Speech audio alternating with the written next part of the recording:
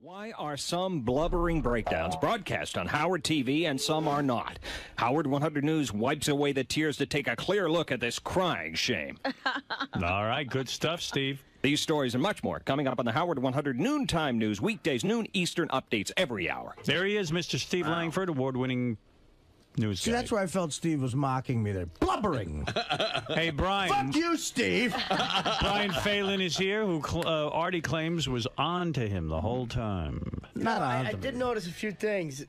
Does when you eat your arm, does that have anything to do with it either? No, I've had that since high school. He sits there and he's like, I have a nervous on tick. his arm like that, and I'm Really? like, something's up with that. He chews on a sleeve. I've been doing that since literally junior high. What He about chews it his arm? in Vegas? Were you messed up in Vegas? I know you got drunk. Which Vegas? The drunken blackout Vegas. No. But not you weren't on anything? No 'Cause- heroin, no. All right, we were just wondering. We were right. just trying to piece it all How about together. when you were in the steam room with Dennis Rodman and you guys were was wearing just- your clothes and Dennis That was just naked? an enormous amount of booze. All right, Glad there you're you go. well. And maybe an ecstasy. Anyway, let's go on further. Are you nervous about Howard TV airing your crying breakdown? session? No, at this point, you know everything's going to be aired. So. Right. Well, that was the other thing people were asking me. When do you think they will release the Artie crying video? I believe that's going to be on this week. I believe so. Every day it'll That's be the on. other thing. Once you do something here now, forget about it. The aftermath is, I literally had to tell Isaac, I was on my way to the wrap-up show, doing an interview with Howard 100 News, and then Isaac goes, could you just repeat what you just said? You know, like, I mean, and I said, Isaac, you know, I can't talk right now. I just can't talk. Go ahead. So I got a question, Artie. Does that mean for last Friday's show we held it back because it was just a little too freaky, too close? But for this Friday show, we're gonna play, if it's okay with you, your first day back. Whatever. You know what I'm talking about? Yes. Yeah. And which John cut and said it was sounded pretty weird, but we wanted to wait. We tried to call you. And There's always a period of time one waits. Yes. it's not the right time now. Yeah, it and is. I thought it might take a long time for us to, but Artie seems to have bounced back. In fact, Feel we're trying free, to do announce anything you want. there's a whole new channel called the Artie Crying Channel. You can see him, you know. So, yes, what were you saying, Doug? I have to put on your mic? Okay, go ahead. I was giving it time, too. I didn't even approach Artie yet. But, Artie, we have permission to air it? Yeah, I didn't want to go. I don't you want know, Doug to gives you that thing like he pretends he cares about you. Why did I air it that day? No. Did I ask? I didn't want to. I don't care. I didn't know how. Yes. You know what's really funny? Everybody didn't know what to do that day, so I walked into the control room of Howard TV, and the guys, our director, goes, "You know, man, we're not even going to push in on Artie. You know, go in for a close up because it's too heavy." All right, you're all fired. No. Then I find out that they have an ISO camera. They're doing close-ups of them like crazy. good, of They just course. didn't want Artie to see them pushing in on No, him. I know. When the day comes that I cry on the show, you push right in on as close as you can get. Hey, Howard. Yeah. Was it hard for you at all to go to break? Because that seems so against your instincts. No, I mean, Artie's my bro, and I felt that he needed some comforting. This was very, very heavy, and there was no doubt in my mind I should go to a break.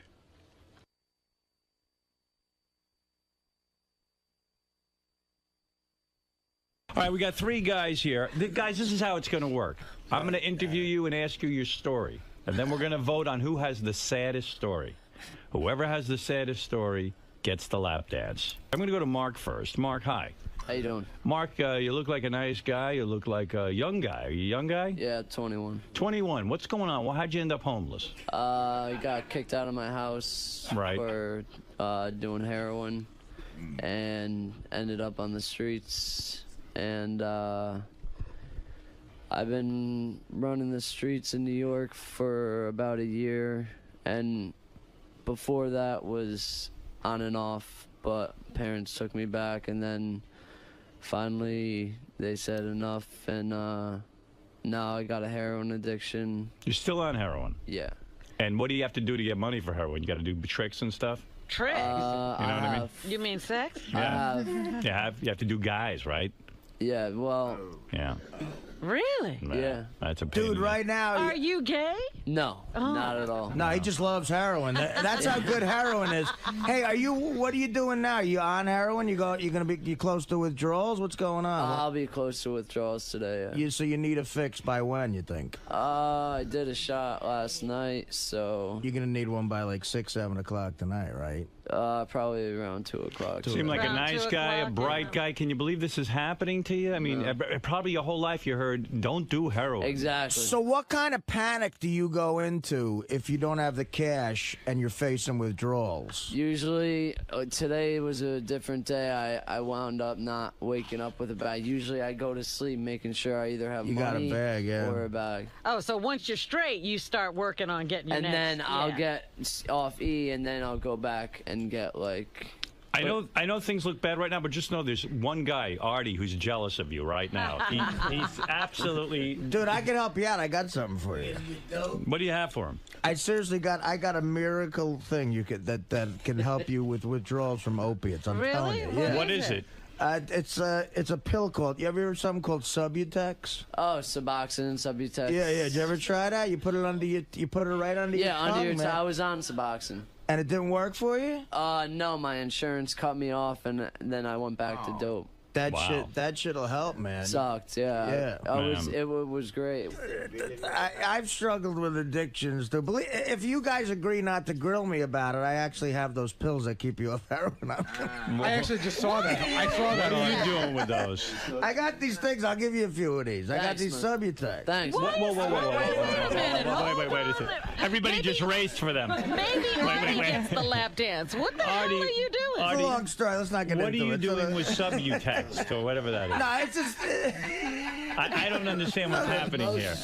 everything's fine. Everybody, all the homeless guys raced for. They raced for Artie's pill bottle.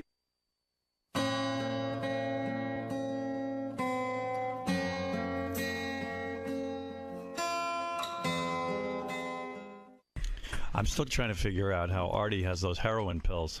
And we're going to get to the bottom of that. Oh, yeah. That's the big talk. That's the big talk right now. You know, what am I, the crazy one? This show is. I remember you said this to me one time where, like, sometimes on the air, you say something in your head, you want to be honest because you know it's so entertaining and interesting, and then you just blurt something out. Look, people know I've had a lot of troubles in the past with a bunch of different things, and over the years, I've snorted heroin from time to time, and you never told me that before. Yeah, I was going to say, this is new information. Yeah. Is this the time to time include recently? God, I'm sorry, Mom and everybody. Yeah. No. It's been. Remember last year when I was out for 4 days? Yes. I fell into an old trap that I used to fall into on the road doing stand up. Right. And I never shot it ever. I would snort it. Right. And it just helped going to sleep in hotels and on planes, and from February to like June, I existed for 4 months just going from sort of heroin fix to fix. Yeah. And on the road doing stand up. And then wow. When I had to go into doing the movie, I said I got to just completely clean up, get it out of my life. Right. So I came back from a gig in Chicago, and I had nothing. I ran out of stuff, and I had nothing, and I was in a panic. But I said, "Fuck it, I got to just do this." Because at that point you were probably really addicted, right? Right. And yeah. you know, I went to work that Monday, and then when I went home, it was like too crazy. So you were really detoxing. Yes. When you were out. Yes. I see. That's what I was doing. So what you were saying? So what you're Wait saying? a minute. I was in a shitty way, and then the doctor saved my life. He introduced me to these pills that get you back. And when you say you were in a shitty way, in other words, because you're detoxing from heroin, you start to get the shakes, you start to vomit, you start to. I mean, it's really hard. What are your withdrawal symptoms? You just get sick. You get a cold sweat, and it's uncomfortable. And so when you did the intervention on KC, were you on heroin when you did that? Oh, jeez. Now, did Dana know this, or you kept it a secret? No, it's something I shouldn't have said. It's not what? It's something I shouldn't have said. This is terrible. No, it's all right. It's okay, Artie. You're not doing it now. No. You're off it. I shouldn't have said this. You think so? Yeah. I don't think you said anything wrong. Nah, this is one time I'm bummed out. Oh, you are? Then sit down and relax. I'm bummed out about it. Artie, so what? You've had your problems. Everybody We all knows know it. you had your problems, and you know, Anyway, you never this cured. We know this that. doctor saved my life. Oh, jeez.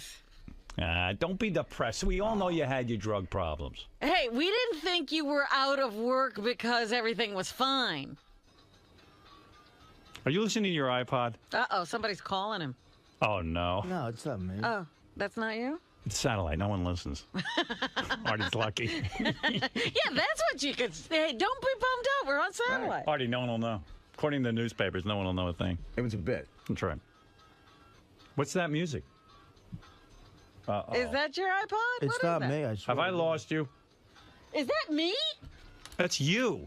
Oh, my goodness. Do you have a phone that makes that noise? Somebody's calling me for Artie. Uh-oh. Where are you going, man? Hey, yeah. Come Now I'm on, getting stay with nervous. us. Stay with No, us. I'm all right. I did. It's some things are just not for the fucking. You want me to, Oh, you stop want me to it. admit something that I never admit? No, that's all right. I'll do it. What? You had plastic surgery? No. Now you see how it wasn't a great revelation. Now that I'm 52, every time I pee, Yeah. my pee, like I stop peeing, but like it dribbles all over the place. Like this. So, Did you like wet your pants? So the other day, I'm standing in my kitchen, right? This is not even, mine is more embarrassing than your story. I'm standing in the kitchen, and Beth says to me, you know you have pee stains all over your pants? So you do wet your pants. So I go, what do you mean I have pee stains all over my pants? Oh, this is not cheering Artie up. No, this is nothing compared to what he just said. No, I just. You don't have to go away for that, and they don't give you pills. Oh, I'm going to get some pills for this. Actually, they do make a pill for what you have. Yeah, I see the commercial's real. It's called Flomax. Artie's bummed. Big time. I've lost him. I'm trying to get We off need to that. put Howard in a diaper, and Artie doesn't care. You feel like getting up and leaving or something? No. Take it easy. What can we do for you? I'm fine. I'm fine now. I just. Get those lap dancers back. Yeah, I think Artie needs That's a sad bum luck. story. What's a Yeah. sad story? His story. Yeah, I Bum know. luck dance. But he's okay now. Yeah, Artie, I'm you're fine. good. No, I mean, I'm clean. But why do you still carry the pills? Well, they're like I don't take them on a regular basis anymore, but they're just like safety net type of thing. Like a life preserver. It's good to have them. That's why I got a whole bottle of them. You know, I didn't give that guy any pills, by the way. That would be illegal. I was joking. Joking around. Yeah, but I don't know. It's sometimes. So you sit here just and keep say them on shit. you just because if you do get they get you back into life. They're a miracle drug. They're great, you know, and you feel like a person again, and you get back into life, and that's what. I think you admitted it because you're trying to help people too. Yeah, you want to like let it go now. This I was out Tuesday, Wednesday, Thursday, Friday, Saturday that week, and I didn't know what to do because I was freaking out. And was that before you got a hold of the doctor who helped you? Well, I reached out for this guy Saturday, and I said, well, maybe I got to go check in somewhere. And he called me back, and he was a fan of the show, and he was like, you know, I got something for you, man. I'm going to come examine you. I'll come to your house right now, because I said I got to get back to work Monday because it's crazy, and I don't know, you know, and I got this film coming up, blah, blah, blah. And meanwhile, the producers of the movie were calling me going, look, I just signed the check for $500,000 for the movie equipment. Where are and I'm you? like, yeah, right, you're doing it. Because and they listen to the show every day. He goes, you're not there. You're doing this, right? You're doing the movie. I'm like, yeah. So this guy, you know, like from heaven came and examined me. He said, you're all right, man. You just got to you get through this. And he goes, this shit will it'll get you back into life. You'll get your life straight for... you know, How long it takes? How long does it take it to work? So you take the pill. You put it under your tongue, and I'm telling you, in 20 minutes, you're not sick anymore. You're not sick. Wow. But can you get addicted to those pills? You have to get weaned off them. Yeah, because those guys were racing for the pills when you were kind of joking around saying you're going to offer them. They don't get you high. They just get you normal. They just get you normal. Like I could see what that kid's going through right now. He just probably remembers his life being so normal. He just wants that back. Like you don't even want to be high anymore. You just want to be normal. Normal, not sick. Fucking fit. I want to feel like I did when I was 15. Right, because right now he's just trying not to be sick. Right. And I can tell, and you get lost. That's what people say about heroin. It takes your soul. You know, it's off. Oh, it's just the worst. How did you get into heroin? I mean, when did you? You know, why not go back to coke? And comedy around New York. I mean, you know, whatever. It's all over the place. But yeah. No, I'm just because you were a coke guy. That was your thing. Yeah, but that was manic. That was I had to get rid of that because of see cocaine is like a social drug. Heroin's when you just want to drop out. And heroin's like an orgasm, right? Like in other words, you forget all your troubles. Forget it, you man. feel euphoric. You ever go get knocked out for something at the hospital? People give you Demerol. It's the same thing. It's unreal. That's like when you want to just sit down, watch TV, and you just tune everybody out. Yeah, everybody and everything. Wow. And I knew something was up because everyone kept saying Artie's on something. Everybody was telling us, yeah. And of course, this is what happened. I mean, this is what ruined the Dana thing. Of course, eventually. That's what ruined it. Yeah, and I mean, that's definitely something I lost in life because of it.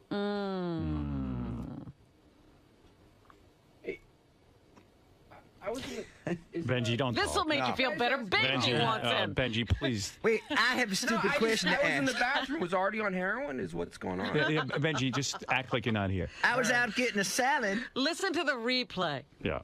There's replays all day. Well, I'm sure the other. You all right? But I asked you to be quiet and leave the guy alone. The fuck is wrong with you?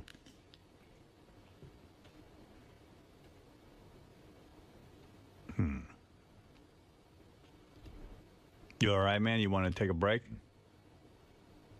All right, I'll leave you just alone. Oh, no.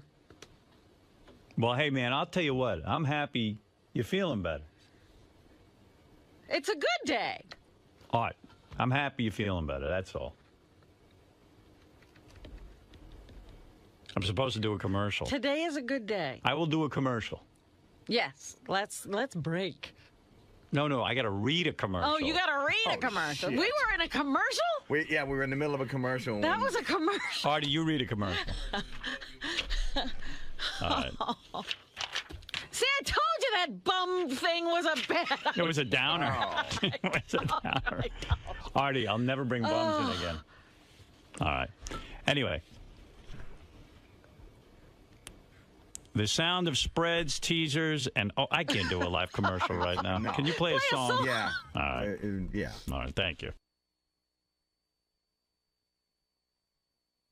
Benji, I didn't mean to be harsh with you. You were out in the bath. He was out in the bathroom taking a dump, and he came in and he saw that Artie was upset. And Artie admitted he was gay. Yeah. So that's what he was talking about. Yeah, he just finally came out of the closet. So he came out of the closet, and I didn't want you to interrupt. He's a Mets fan. fan. Take a guy back over that. You say it once, you try to get it done. It's been so hard trying to find back rooms to suck a cock. I suspected it for a while. And, This will be a story I'll forever remember on the show. Please. You actually admitted something. Benji was out and he comes in and he goes, Artie, tell me everything you just said. I missed it. That's like the greatest story of all time. Like just shut your fucking mouth. He comes in, he wants it. He's the king. I'm glad I gave Benji a chance to be funny. Yeah, you finally were funny. I still don't know what it is. I really don't. It was really funny because yesterday on the wrap-up show, somebody said to Benji, how could he be a comedy writer when every time he opens his mouth, something unfunny comes out? Benji's a very funny guy. This time you were funny. No, he's hilarious.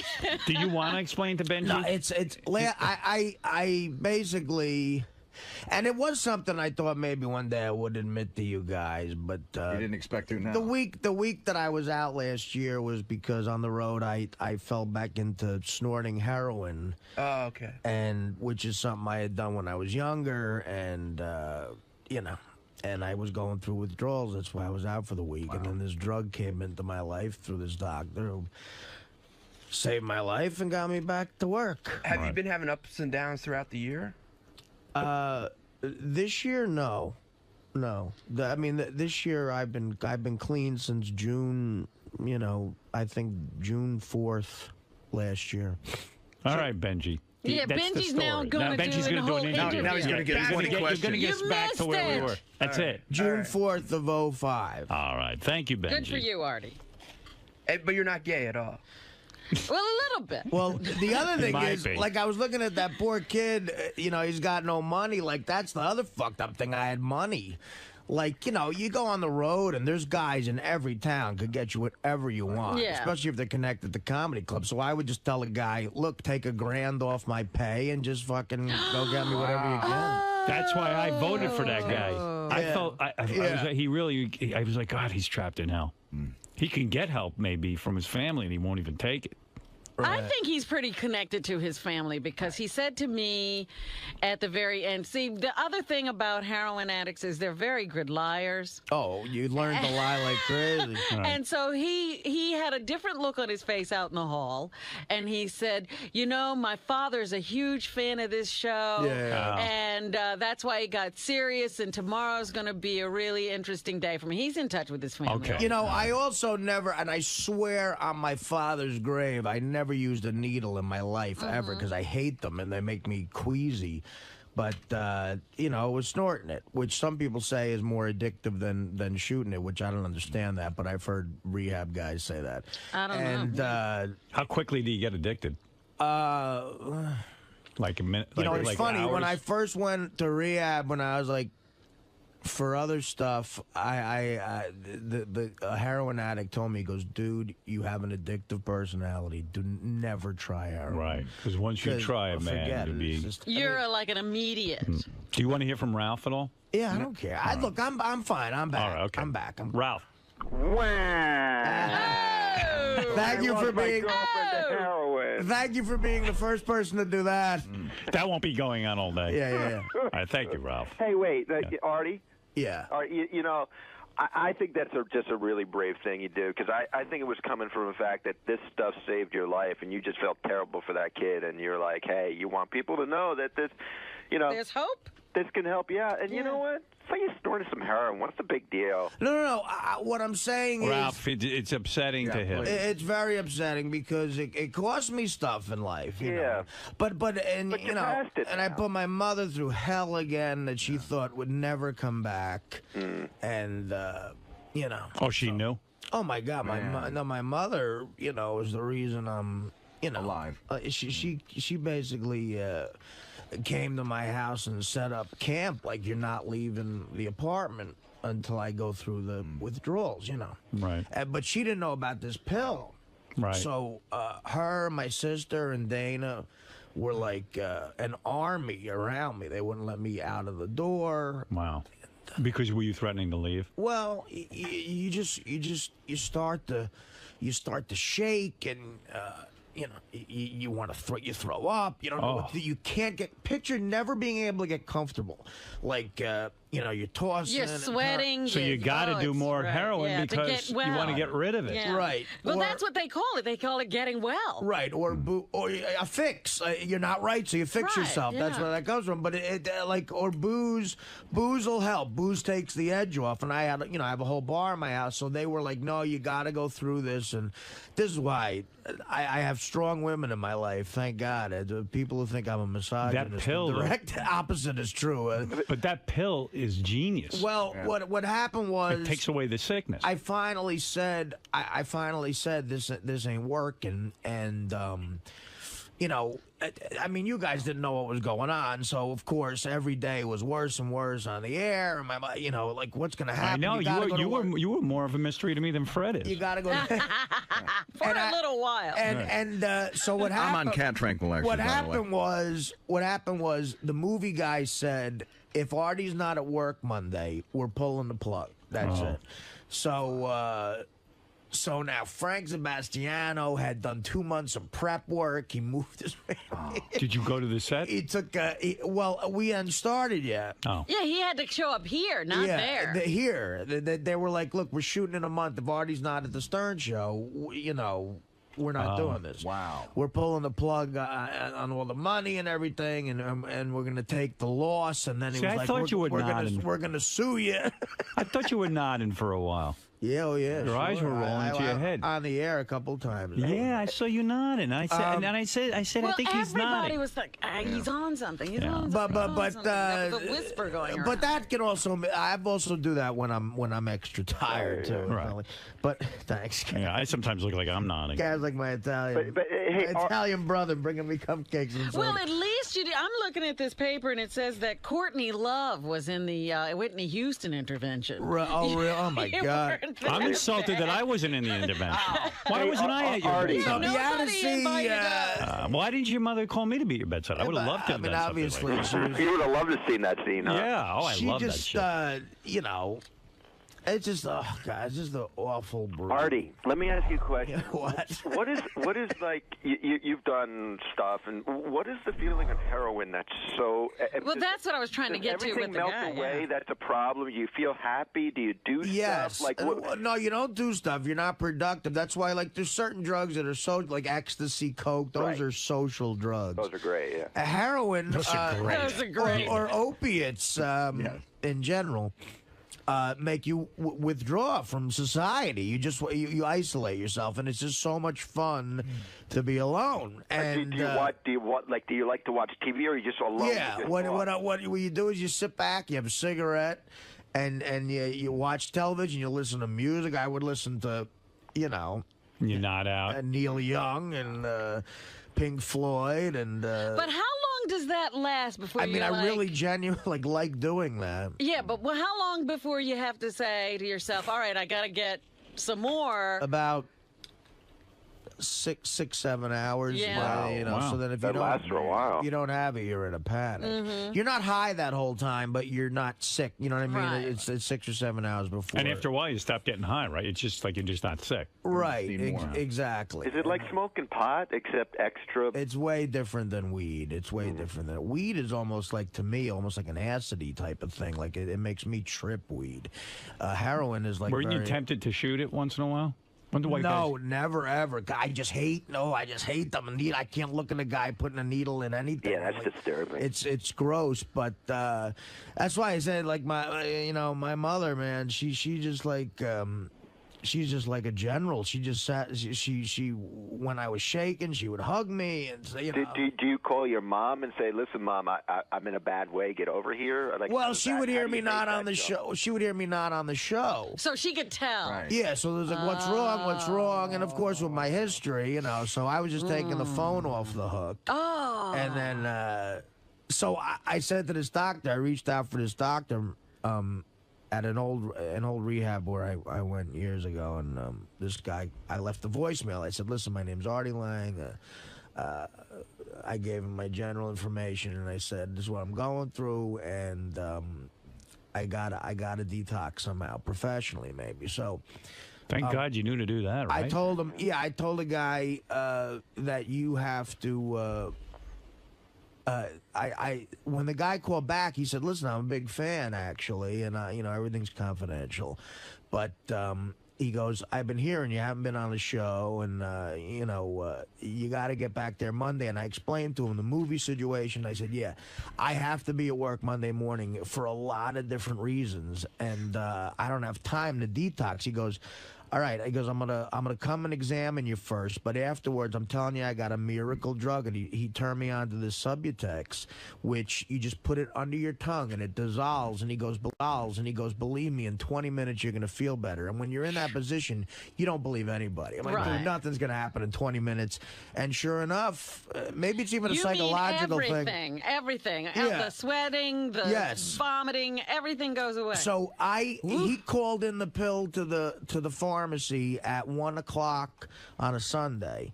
I went and got it, and by like 2:30, I was fine, and he had examined me, and I was in work the next day. Wow. And do you carry them sort of as a security blanket? Yes, just like. But you don't need them anymore. Well, let me ask you something. I wean myself off of them, but I don't need them. But if the feelings come back. Yeah, because now you're going back out on the road again. Not as much as I used.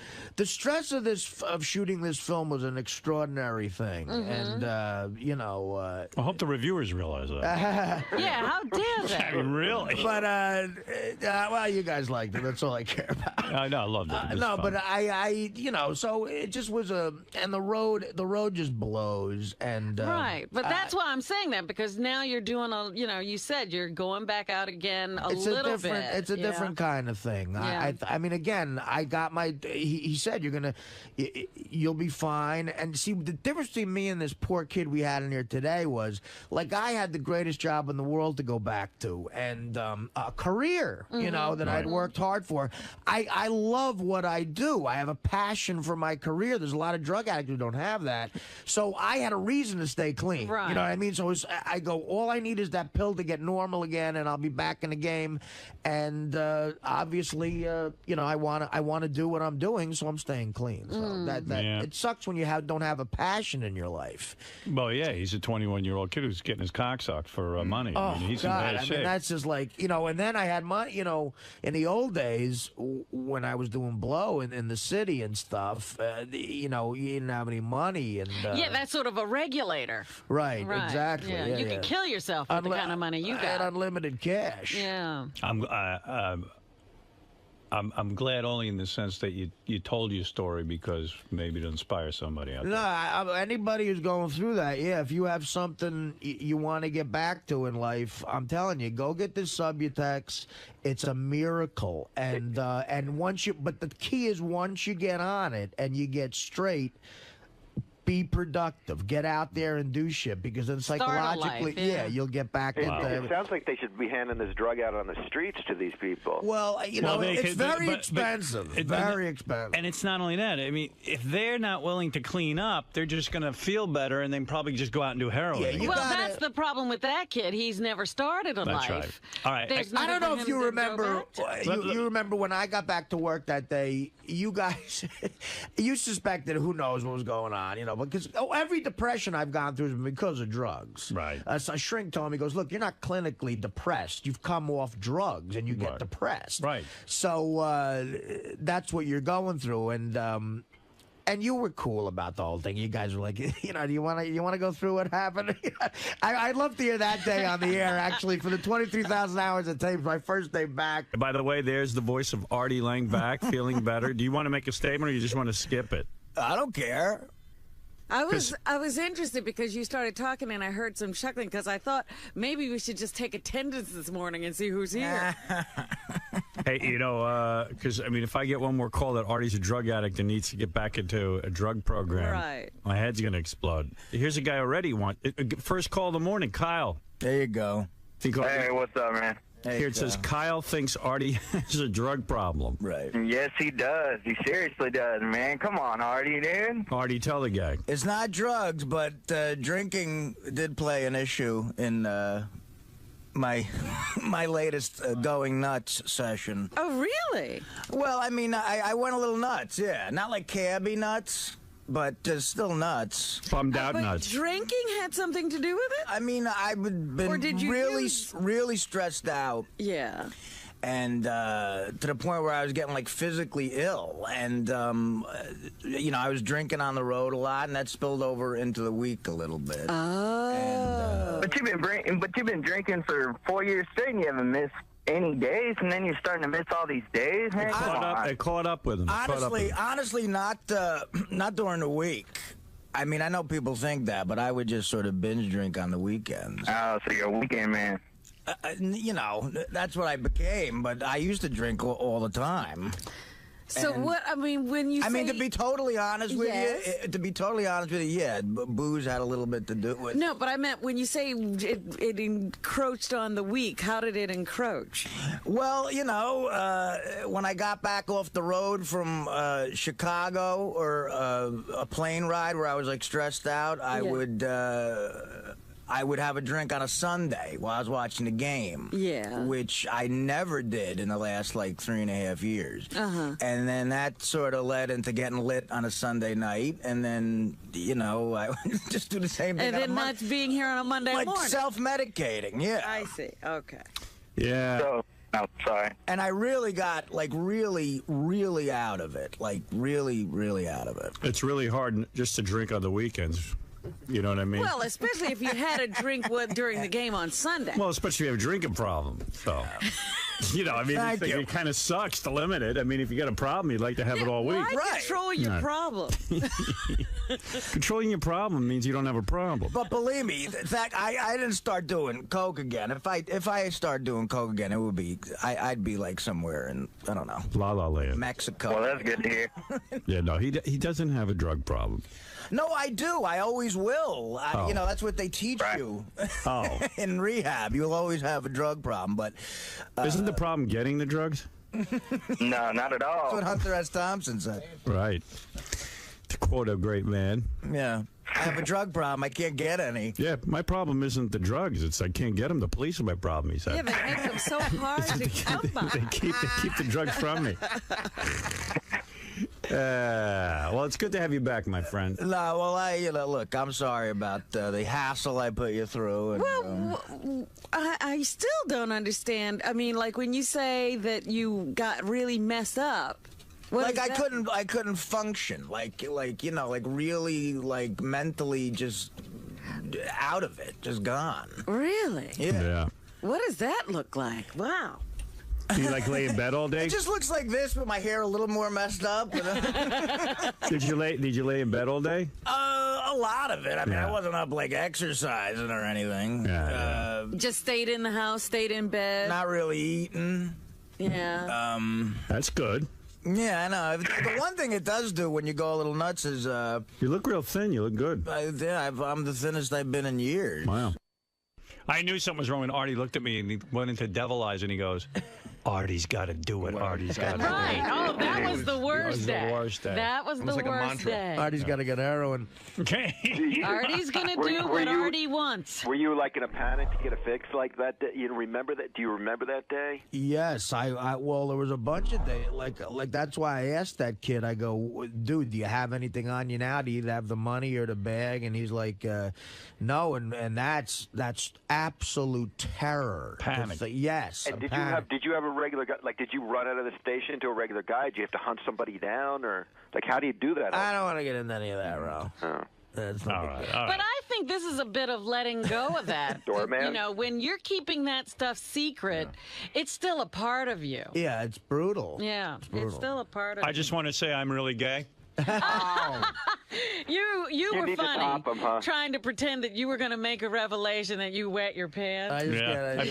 Beth looks at me and goes, you have pee stains on your pants. Like, and I'm like, well, sometimes I dribble. I don't know. You know, I go, that's not pee. His last revelation was that he had plastic surgery, and this revelation is that he's getting older. But honestly, you know what? I think I like telling the story because it shows the kind of person that Dana, my mother and sister are. About how, I mean, they were like such. Is that why you're feeling so bad about such angels? I mean, literally is that why like you're feeling, angels. Is that why the breakup's so hard? Because she was there for you, and you feel kind of like she's the best. I mean, really, my mother and sister. When I look at their face, I see like an angel in front of me. And you know, and there's a time and a place to maybe get this off my chest and. I guess it's interesting and everything, but I do regret saying this right now. Hey, Artie, on the air, but I can't take it back. One last quick question: is that what I mean? You sort of said that's what made you and Dana break up, but like she helped you through it, and was it like, hey, if you don't get some help so this doesn't happen again, I don't, you know, like. You know what I'm He saying? doesn't understand how she's not here now that Basically, you're fine. She took you through that, so why isn't she here now? I ended this, Ralph, because I don't think I can make it work ever. I don't think I think I'll torture her for the rest of her life. He's doing her the favor now. And in my head, that's what I feel. You're just afraid something else is going to happen. You're going to put her through hell again. She didn't know anything about it, and like I say, you withdraw. It's not a social drug, so I wasn't coming over. I was like, you know, instead of going, I would just say, look, I'm tired. I don't want to go out tonight. And you know, it would be just sitting at home, you know, with a cigarette, and oh, and that's the other thing. You nod off and your fucking cigarette. You almost burn yourself up. Almost like you could light your whole house on fire. Yeah. That happened. I got burns all over my fucking. Artie, you better get an assistant when you go on the road. Just somebody to hang around. You're like Smokey. Right, yeah, a guy to get the coke. Smokey, that guy Joe Walsh has. Yeah. You need somebody, man. So I mean, I've just gotten to a point in my life where at 38, I just really feel like anybody. Unfortunately, my mother and sister are tied to me emotionally, and I feel so sorry for them because, you know, I don't want to torture anybody else, you know. I really feel bad for my mother and sister that they are. I got to tell you, man, attached to me. They love it. They gives you. They're connected to you. Gives you something to do. Oh, great, Ralph. Stop. That's yeah. They need something. They're thrilled. Thinking. They need something to do. They're really happy about it. All right, thank you, Ralph. All right. Bye-bye. Really upbeat show. Let's hear Mike Walker fart now. Penny Crone and Steve Langford are fighting in the hall for the Artie exclusive. No. Yeah. A fight just broke out. Leave them alone. A fight's gonna break out when I go out there. I was making a joke. Artie, do you like heroin? Artie, he had the white monkey on his back. Again, there's a time and a place for this, but Joey, what do you want? Joey Boots wants to help you. Hey, Artie, man. I think this is the greatest thing that you could have done, man, was come open and talk about this to everybody, man. Right, I think you're truly an addict, and what you got to do, man, you got to stay away from all things, and that includes alcohol, brother. Well, I was going to ask, when did you know, because you did a whole thing where you stayed off alcohol for a while. Right. And then you decided you were okay? Well, I mean, again, I drank for years without doing any drugs, and you know, I can't explain. Hey, Artie, it comes down to you know, you might be okay for a while, but you're replacing one drug with another. Yeah. You know, you've got an addictive personality. I'm not trying to be. Maybe you should do what Joey's doing: fly a plane. Well, that's why that's part of the reason I got so heavy too. Yeah. You know. Yeah, because you were referring to the food as an You know what it addiction is for the me? other day. I have to look. I get bored so fucking easily. I get so bored with life. Take up chess. I have to look forward. Won to a big something. game last night. Like I want to need look forward to excitement. something. You know what I mean? That's Like why I just took up flying, because it's something that's, you know, a little dangerous. It's exciting. Another way to kill yourself. Yeah, you're just gonna kill yourself. Hey, Joey, let me go deal with this. But you know, hey, you know, isn't there always new girls to have sex with? I mean, that always excites the shit. yeah, out of well, me. no, that would be great. You know? Sex or I don't right? know. No, okay, like a day. Right, like sex is something you look forward See, the to. difference Eating. the difference between me and you getting is high. I look forward to like. You look forward to simple things. Yeah, I'm like just walking on a beach or sex or even like just having a good meal. Well, sex, I understand. One glass of wine, you know. But with Artie, it's this extreme high he's looking for. Right. You know, with the gambling and everything else, it's an extreme rush. Totally. Yeah. I like stuff to almost be near total destruction. Artie, It's have you ever crazy. thought about going to meetings? I've been to meetings before. I mean, you've been to, but have you thought about continuing going to them? Yes, absolutely, Joe. Absolutely, 100%. Hey, Joe, I'm going to move along because I know Mike Walker's waiting, and All right, I'm Artie, going to get give my Artie. number from Jason, and just like you gave me your number, give me a call. All right. All right, thanks, I Joey. mean that, man. I got your number, Joe. All right, thank you, Joey. All right, bro, peace. Bye-bye. That's Joey. He got your number and he never called. Joey just went through the same thing, so he did. He really did. I know, and he did. He was amazing here too. I called Joe a couple of times, and he called me when he was in rehab, and I'm glad he did. Oh, yeah. Oh my God, it's real close. Who is she making love to? I love your fucking tongue. Is that or is that Sasquatch? Yeah, this is like one of those Sasquatch fucking with Sasquatch. That's the problem with porn. Guys are starting to like make a lot of noise. Yeah, but his noises aren't even like human. He sounds like. Obviously, he knows what he's doing. Has no capacity for language. Oh, there he is. I bet because of this show that guys are trying to develop catchphrases. Oh, yeah. Fucking loads. Holy shit.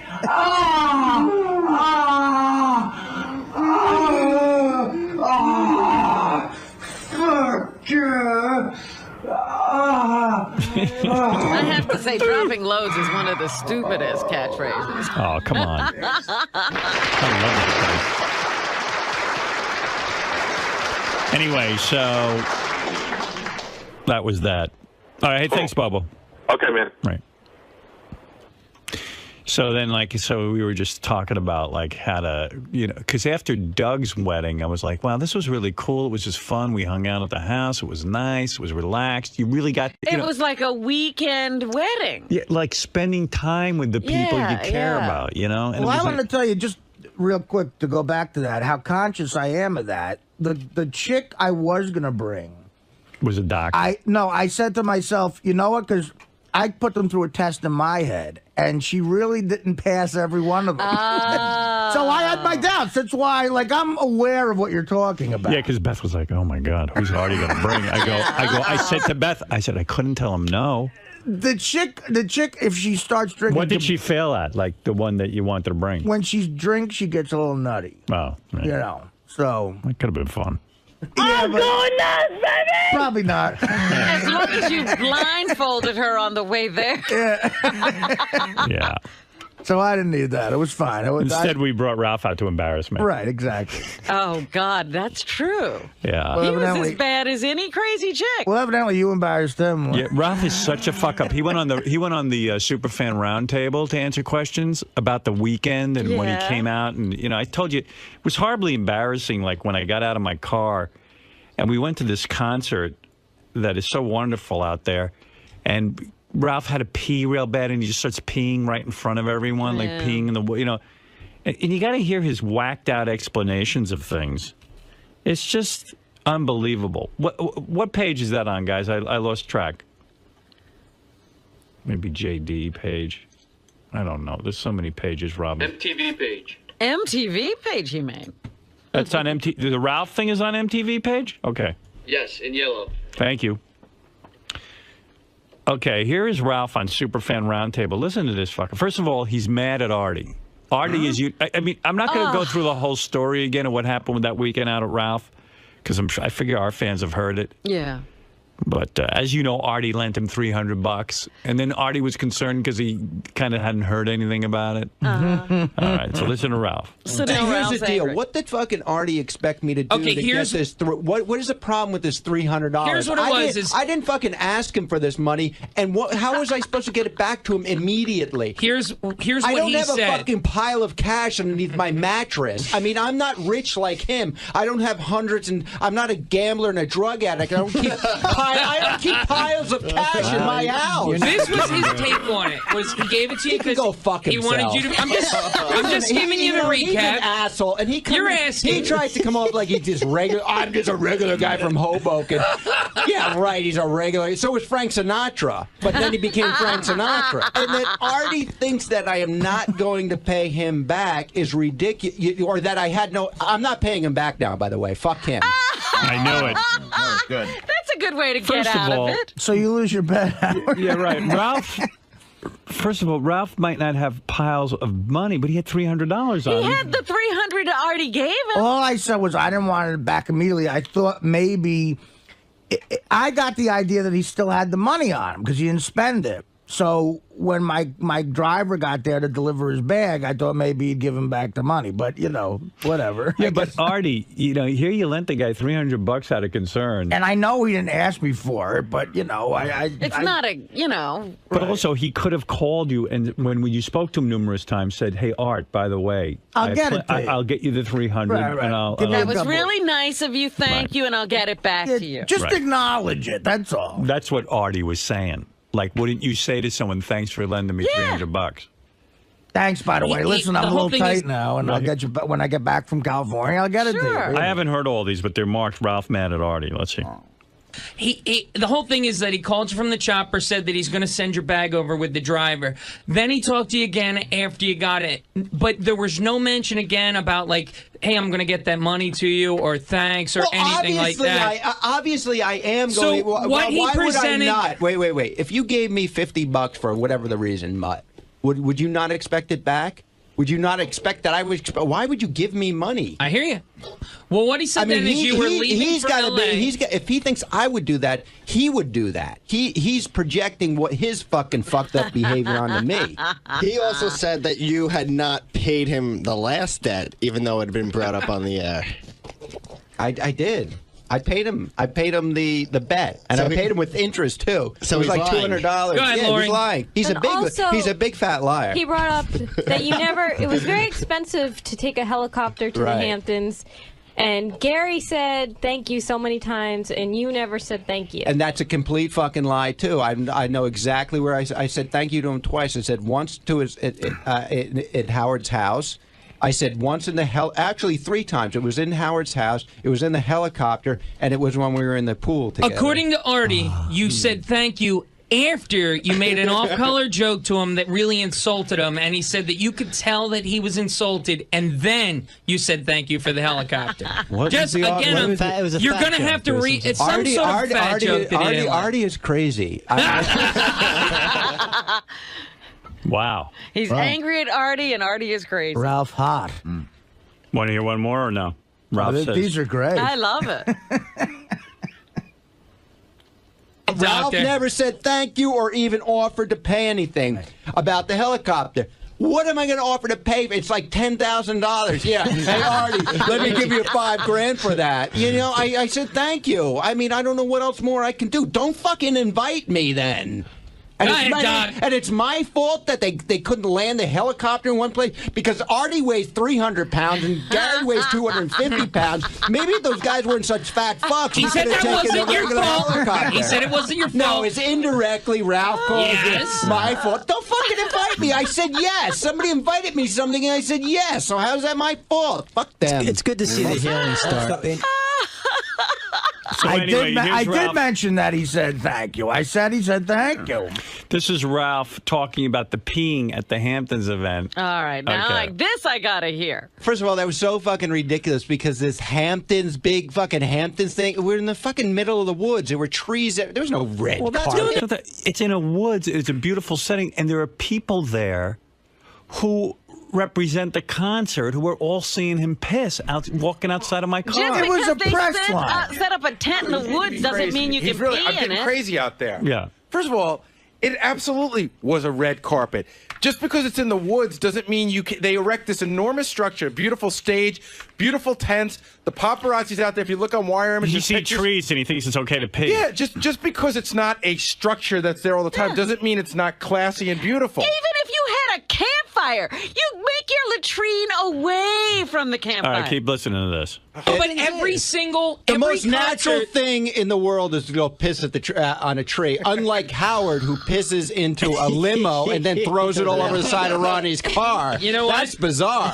This That's is like Howard Hughes behavior. This is a good point because not only did he piss in the bottle and dump it out, but later the same weekend he said him and Beth went and pissed on somebody's lawn later the same weekend at a different party. And let me tell you, so we go for this car ride, and God knows how long it's going to take. I have to go to the bathroom. It's like The point is, when I pissed on a lawn, there was no bathroom. Right. Puffy Was wouldn't there let me use the bathroom. a light and a guy with a microphone? The fact of the matter, I went in the woods where no one was, and it wasn't at an event with a red carpet. Howard, and the point is that he left the house and could have peed, and there was a toilet no more than 30 feet away from him. And you got to make something really clear. There's a red carpet that you walk up, okay? Because it's got to be really clear so people get the image.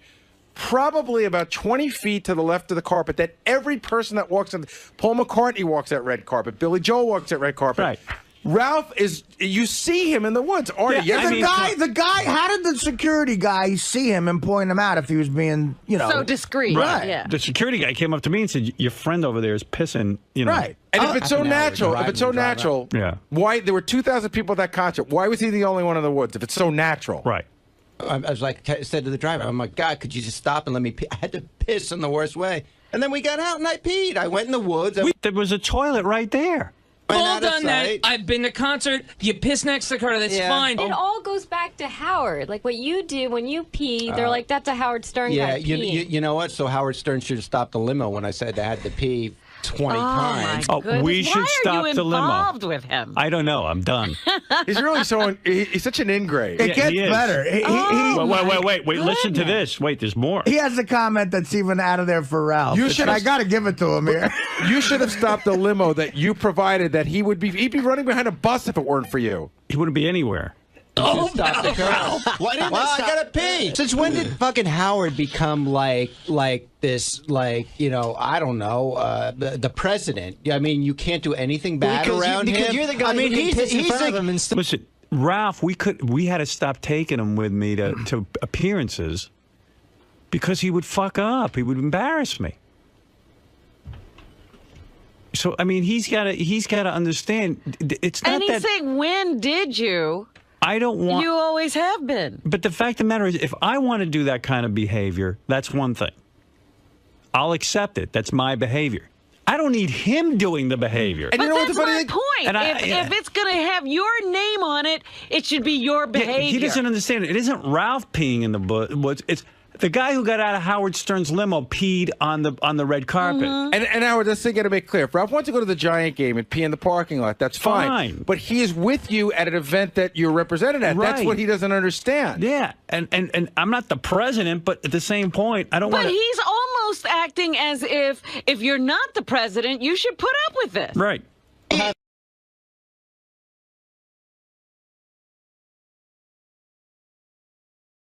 Good morning, everybody. What's happening? Yeah.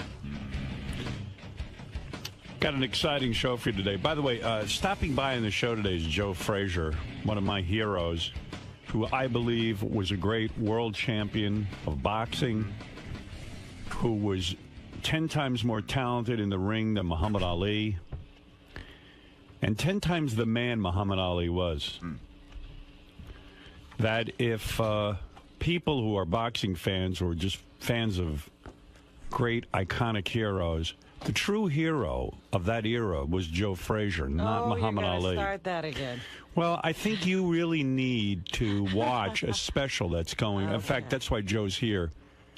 HBO has commemorated the Thriller in Manila, which I know. I saw that promo. It's a fantastic special, and what you begin to learn is that Muhammad Ali was a monster. That, well, let me tell you about it. I know you can't believe it, but the real champion was Joe Frazier, and the real people's champion. You know, don't forget, Joe Frazier was a man of the people. Grew up on a farm, worked farm life his whole life. Muhammad Ali worked at one thing, being Muhammad Ali. Never held a job except being Muhammad Ali.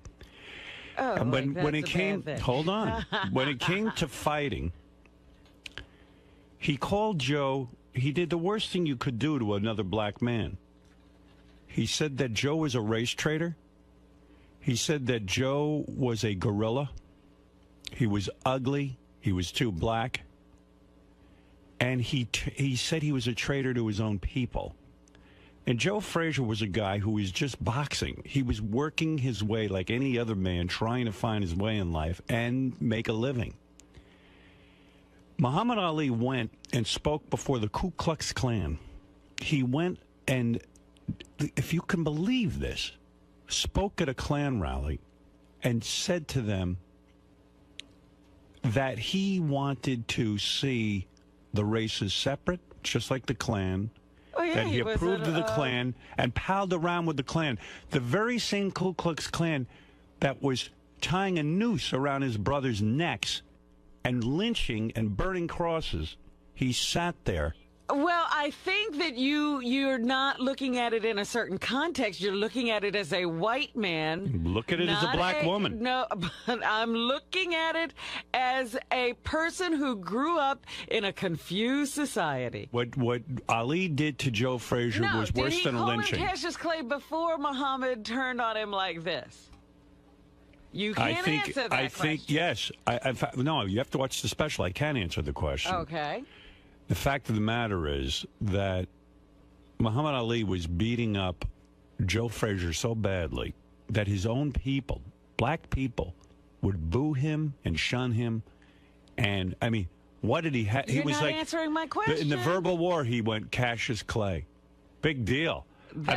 He didn't call him a gorilla. That was the thing that he got really upset about. You got to know come what on. upsets people. He sat and held a rubber gorilla in front of Joe's face.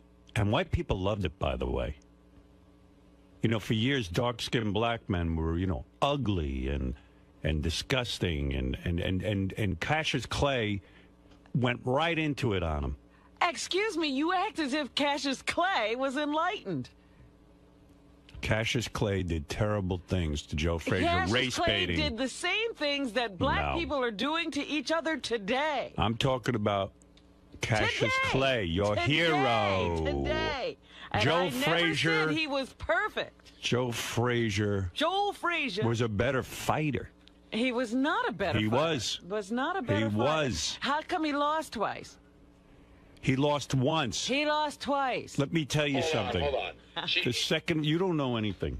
What is it, Gary? Okay, he won the first fight. That's right. He lost the second fight. And by the way, okay, go ahead. Yeah.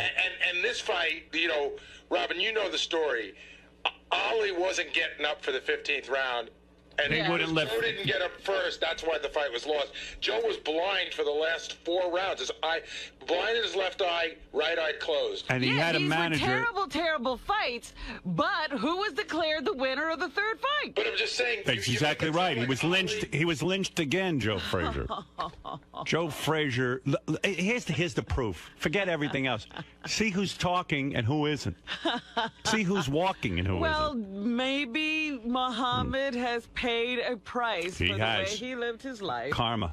But Joe Frazier not doing all that well either. Joe Frazier lives in Philadelphia in the gym that he trains in. He has no money. It's a very sad story. He has no money. He doesn't have a lot of money, Oh, no. dear. I didn't know that. I mean, he made a lot of money. Sure, listen. What's he doing? Who knows what he spent it on? Probably with Bernie Madoff. Well, you know, Ali didn't have a lot of money either at the end of all the No. But here's the sad part about that. Muhammad Ali, you know, they've whitewashed his image so much so that people like yourself buy into him. Well, he did That- do a courageous thing, and that is why people revere him, not for who he was, but he did a courageous thing. But so-called Cassius Clay, Muhammad Ali, You can call him that now because he can't beat you up. let him come in here. I'll take him on. That's right. I know you Bring will. in Cassius Clay. I'll kick his ass. Cassius Clay, Muhammad Ali, like you like to call him, he's a character, this guy. He is a character. But he got to sell the rights to his name. He got recently, I think, about $50 million to Right. have his estate run. And Joe Frazier's name is nothing. And Joe Frazier was a great boxer. But you know why? I'll buy Joe Frazier memorabilia. But you know why? You don't buy memorabilia. Well, if I did, I would. You know why? Because Joe kept the fight going. He never embraced Ali. When all of that was, run over and hug him and get your Hug face him. in the pictures with him. Hug him. He kept that fight going. Joe's the best. Joe said, "You don't call me those names, and I don't forgive." And I love Joe And that's Frazier. been great for him. I love Joe Frazier. That I love Joe too. No, you don't. You just don't know what it is to be black. Yeah, I do. I know No, better than don't. you. You have no idea. You live the life of a white woman, a white have princess. No, what? You live the life of a white princess. I'm a black princess. I'm blacker than you. Believe me, I've been the black man. You and this documentary, you are white people analyzing black people who were raised in a racist society and driven crazy. I'm a person. This demonizing feeling for Joe Frazier. You're a narcissist at a 34. Of a simple man. Oh, boy. Is ridiculous. I'm like, who are these? It's white people who did this documentary. You have a 34 rating It's a as a white narcissist. man who did this. I'm like, listen I'm a to people this person. music. Listen to what they're doing. Yeah. They say nothing about the context of being raised in this racist Say society. what you want. I was raised in a racist society. And I didn't you have use your race. problems, and look at what you're doing now. No. You're analyzing people who you can't understand. Joe Frazier is a true champ, and he will be here today. And by the way, Muhammad as a won't. woman, Muhammad Ali will not be here.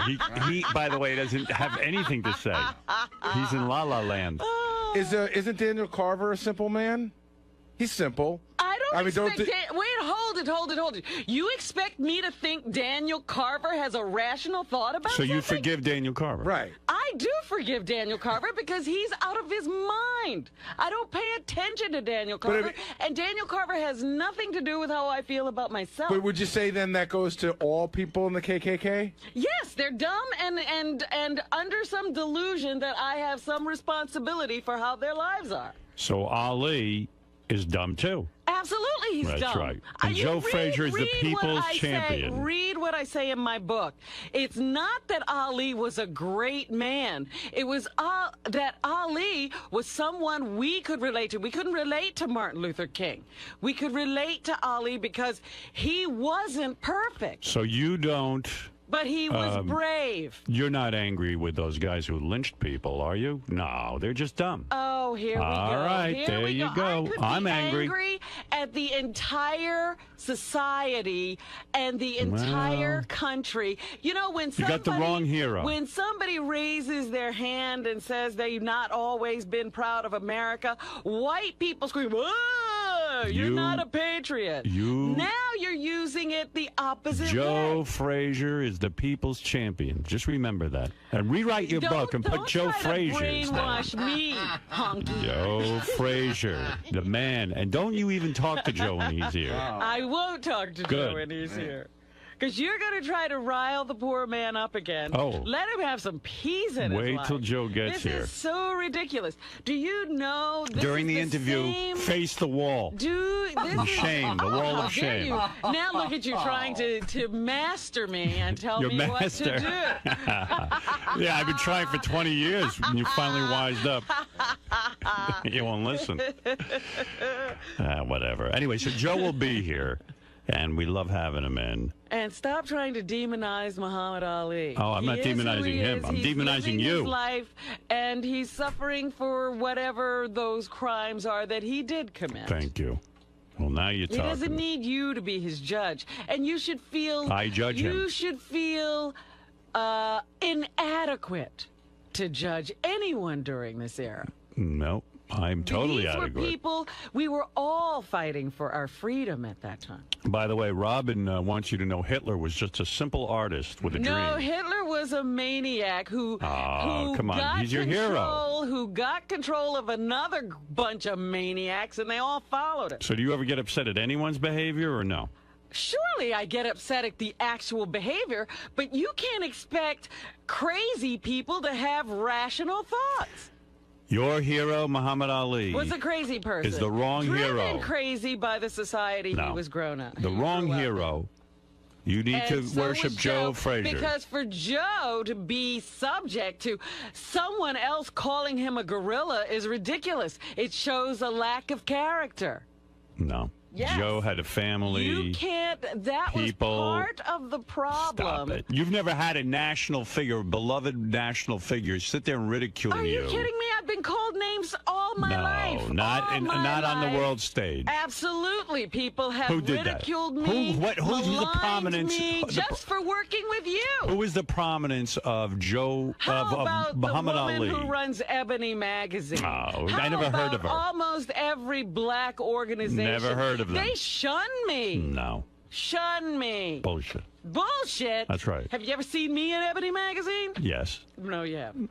And they had you behind bars in a cage. People have called me the same names they've called Joe. I'm going to put you on the cover of Howard Stern's Ebony. I'm buying Ebony magazine. Look, you'll see the real hero come through those doors I love today. Joe, but you can't carry on like this. It's ridiculous. You will see the real hero. It's ridiculous. Right, Fred? Unfortunately. Who do you side with, Fred? I think you're being overly simplistic of your evaluation. Absolutely. You're talking about He's talking to you, Rob. They were about 3 years away from being lynched in the South. I think it was a black guy trying to wrest any sort of control for himself in the world. I want you to apologize to Joe Frazier today. I do like Joe. apologize to Joe. And I think it was gamesmanship on Ali's part. Absolutely. And Joe fell into the syndrome, just like George Foreman. Well, we all can't be as strong as you. And by the way, what is it, Gary? You know, there's one interesting part that you're leaving out of this. This ridiculous documentary. No, just as far as the relationship, and this is a true thing, Robin. You know, when Ali couldn't get a fight because he was out. You know, Joe Frazier went to the Pennsylvania Commission. I know all of this. Right, and they were in the back of a car, and Ali had no money. Yes. And Joe Frazier handed over I know. a thing. So, if you're doing that, how could you turn around and do that to Frazier? It's simple. It's not that simple. They were raised in a society that was crazy. That he should, you have no idea what It's a horrible racism man. is. You have no idea what it does to people. None. All I can what do tell you think is South Africa was all about? All those black people dominated by a few white people. You know why? Do you know why? You're going to tell let's me. learn. Because the tribes hated each other. So they couldn't unite to oust their black captors. Okay, but if Ali hated Frazier, why did he take his money? Why was he his friend? He was in a survival mode, obviously, all of his life. Excuses. See, the thing is, I don't think Ali ever hated Frazier. He was just using him. And unfortunately, Frazier took the bait every goddamn time. That's right. No. Joe was very Absolutely. naive. So Joe's naive, but he isn't. But he didn't make fun of a man's race. No, he didn't. He's a good man, and he's think, the people's hero. I think the pain that Joe felt was being tricked by Ali every friggin' time. Well, Joe and his every family. time Muhammad was the devil. And part of that is the relationship between light-skinned black people and dark-skinned black people. I've made a decision. Not only are you going to face the wall during Joe's visit, but Fred is. He's going to stare at you. I said I love Joe. Are you kidding? You're out. See, you can't do both. I mean, Howard wants you to choose. Choose, man. Ali even cheated the Foreman out of his championship. Absolutely. You ever see? There's a thing ESPN had on about don't blame George Foreman for losing to Ali. Because Ali went there and he did some pretty amazing gamesmanship stuff. Absolutely. To Frazier. He would want to win at any cost. I am with the dark-skinned black man. Well, then you're still separating the races. That's right. You're still Me and Joe. separating the black people from each other. Joe told me Muhammad Ali's white. On the So other no hand, high-stepping yellows for you. I'm with the real black man. I'm the uniter. All of us are black, and it doesn't matter what color your skin is.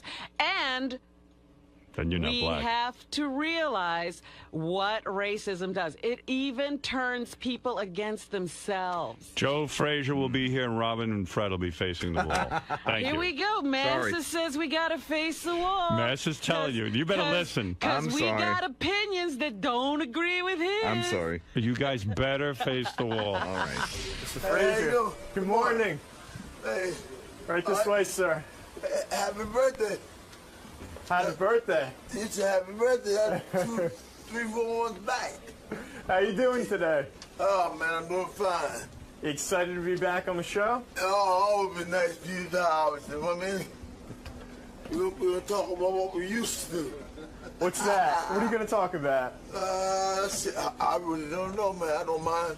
Anything, right? The documentary. Moving around. The documentary, yeah. Through Manila, right? Oh, yeah, just right that way. Right in here. Okay. What are you talking about? Now, what are you talking about? No bullet, no Manila. That's what you talking about, Pop. Talk about the fight. Talk about whatever Howard wants to talk about, right? Yeah, all the time. You always have a good time when you're here with Howard, right? I always have a good time when I go to Howard, you know. Me and Howard speak the same language. You guys get each other. Huh? You guys get each other. Oh, yeah. Oh, yeah. We're good guys. All right, man. Have fun in there today. Boogie boogie. World champion Joe Frazier is here. I assume his son Marvis is with him. I'm thinking.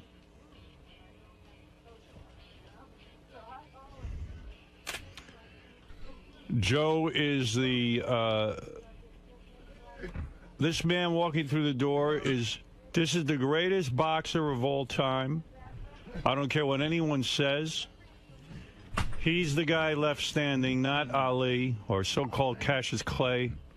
This is the real champion, the world champion, the true champion, the true boxing champion of the world.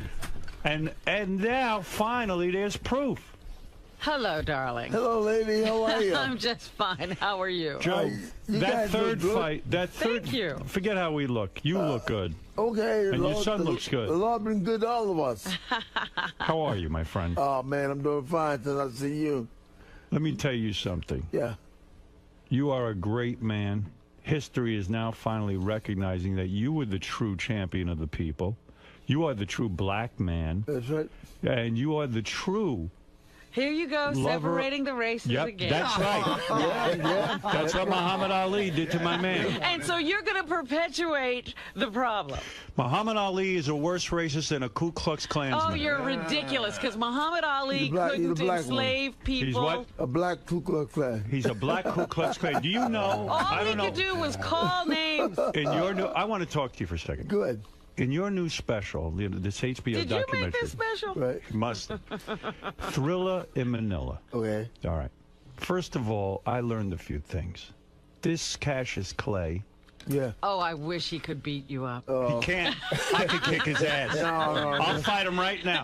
All you do is mention my name. Don't worry about it. Cassius Clay went and spoke before the Ku Klux Klan. Did some? And said that the people should be separated. Yeah. And I can't imagine psychologically what it did to you back in those days when Cassius Clay would sit there and hold up a gorilla and put it in your face and say you should be in a zoo in a cage. That's the worst racial thing you could say to any man. Any man. Let me ask you something, Joe. Let him answer, please. I act like one when the bell rings, you know what I'm saying? You kicked his ass. Let me ask you something. I want to bite him on his neck. Joe. You know what I mean? Joe. Robin, please. Did any other black person ever say something to you about the color of your skin? About me? Yeah. I didn't have no problem with that. Come on, tell the truth. My grandmother was Irish. Tell the truth. Your grandmother was Irish. Okay, true. Hold on, Joe. Let me take it. Let me take you through this. And a blonde too. Let me take you through this. I am here to celebrate the new special that's coming out on HBO. I've seen it already, and Robin hasn't. So I'm gonna say this. You like it? Do I like it? Yeah. It vindicates me. Yeah. I've been saying all along, all these years, the true champion of those fights was Joe Frazier. One champion, Muhammad another, Ali. man. That's right. And this finally proves it. You know what, Joe? Muhammad Ali never did this show. And it's right, because he can't. Yeah, you know but why? Because Joe pummeled the shit out of him. He could have done this show at one time. No. Lady, he had like 3 or 4 movies out. Joe, I'm worried about you. I saw in the documentary you were living in your gym. Yeah. You're down on your luck money-wise. That's what it kind of says. And now I heard you lost the gym. I don't. No, I haven't lost no gym. You got the gym? The gym is still there. I just want to sell it. I'm not losing it. Where you living then? Hands there. Where? Here and there. Here and there. You made millions. He made millions. He's in a high rise. In a high rise? Yeah, he's doing So you're well. doing okay? Yeah, he's Sure, all right. I'm fine. You're fine. But the guys over the time, Howard, what they have done, I've gave them a way of life. Yes. And you know what they done? They throw it back in my face and walk away. Yep. They went to Butch Lewis. They went to Don King. They went to Bob Am. They came to the Great Garden and left me holding the bag. Yes. So Marvis and Jacqueline, which is my kids, they don't in it anymore. Well, hey, let it go. You know what I mean? It's a whole lot of nice places that they can make out of it. The Irishman team comes over. You know what I mean? That's a gym, a hotel, a ballroom, or a kitchen, all in the one is there. Marvis, Robin doesn't understand this. She doesn't live the life that we have. Oh, my God. Explain to Robin, I want you to explain to my audience what it was like for you as a young boy growing up and Muhammad Ali is busy calling your father a gorilla and making racial remarks about him and saying he's an Uncle Tom. What was it like for you? Well, growing up, being Joe Frazier's son had that one or two sides. You know, everybody in that system would beat you up all the time because you were Joe. Because you were the enemy. But he was the hero. Yeah, he was the hero. Well, a lot of people when I was younger would say that, well, yeah, your dad's the Uncle Tom, and my dad not an Uncle Tom. Of course not. Uncle Tom, this man bowed before no man. Right. You know who the Uncle Tom was? Yeah. Light, bright, and almost white. Again, Right. we're doing it all over again. I see we've learned nothing. We've learned nothing. What you mean we haven't learned nothing? We're learning plenty. Watch it, Robin. Muhammad Ali said, and I learned this all in the documentary, I hate Joe Frazier worse than the white man. Yeah, he's lighter than I am. Yeah. He's light, bright, almost and white. When he spoke at a Klan rally, and they said to him, don't worry, champ, we're not going to lynch you. Yeah. You know how many black men were lynched by the Ku Klux Klan, and Muhammad Ali's palling around with them? That's right. I don't think he was palling around. Sure he was. He went and spoke. Why? I don't think they had dinner together.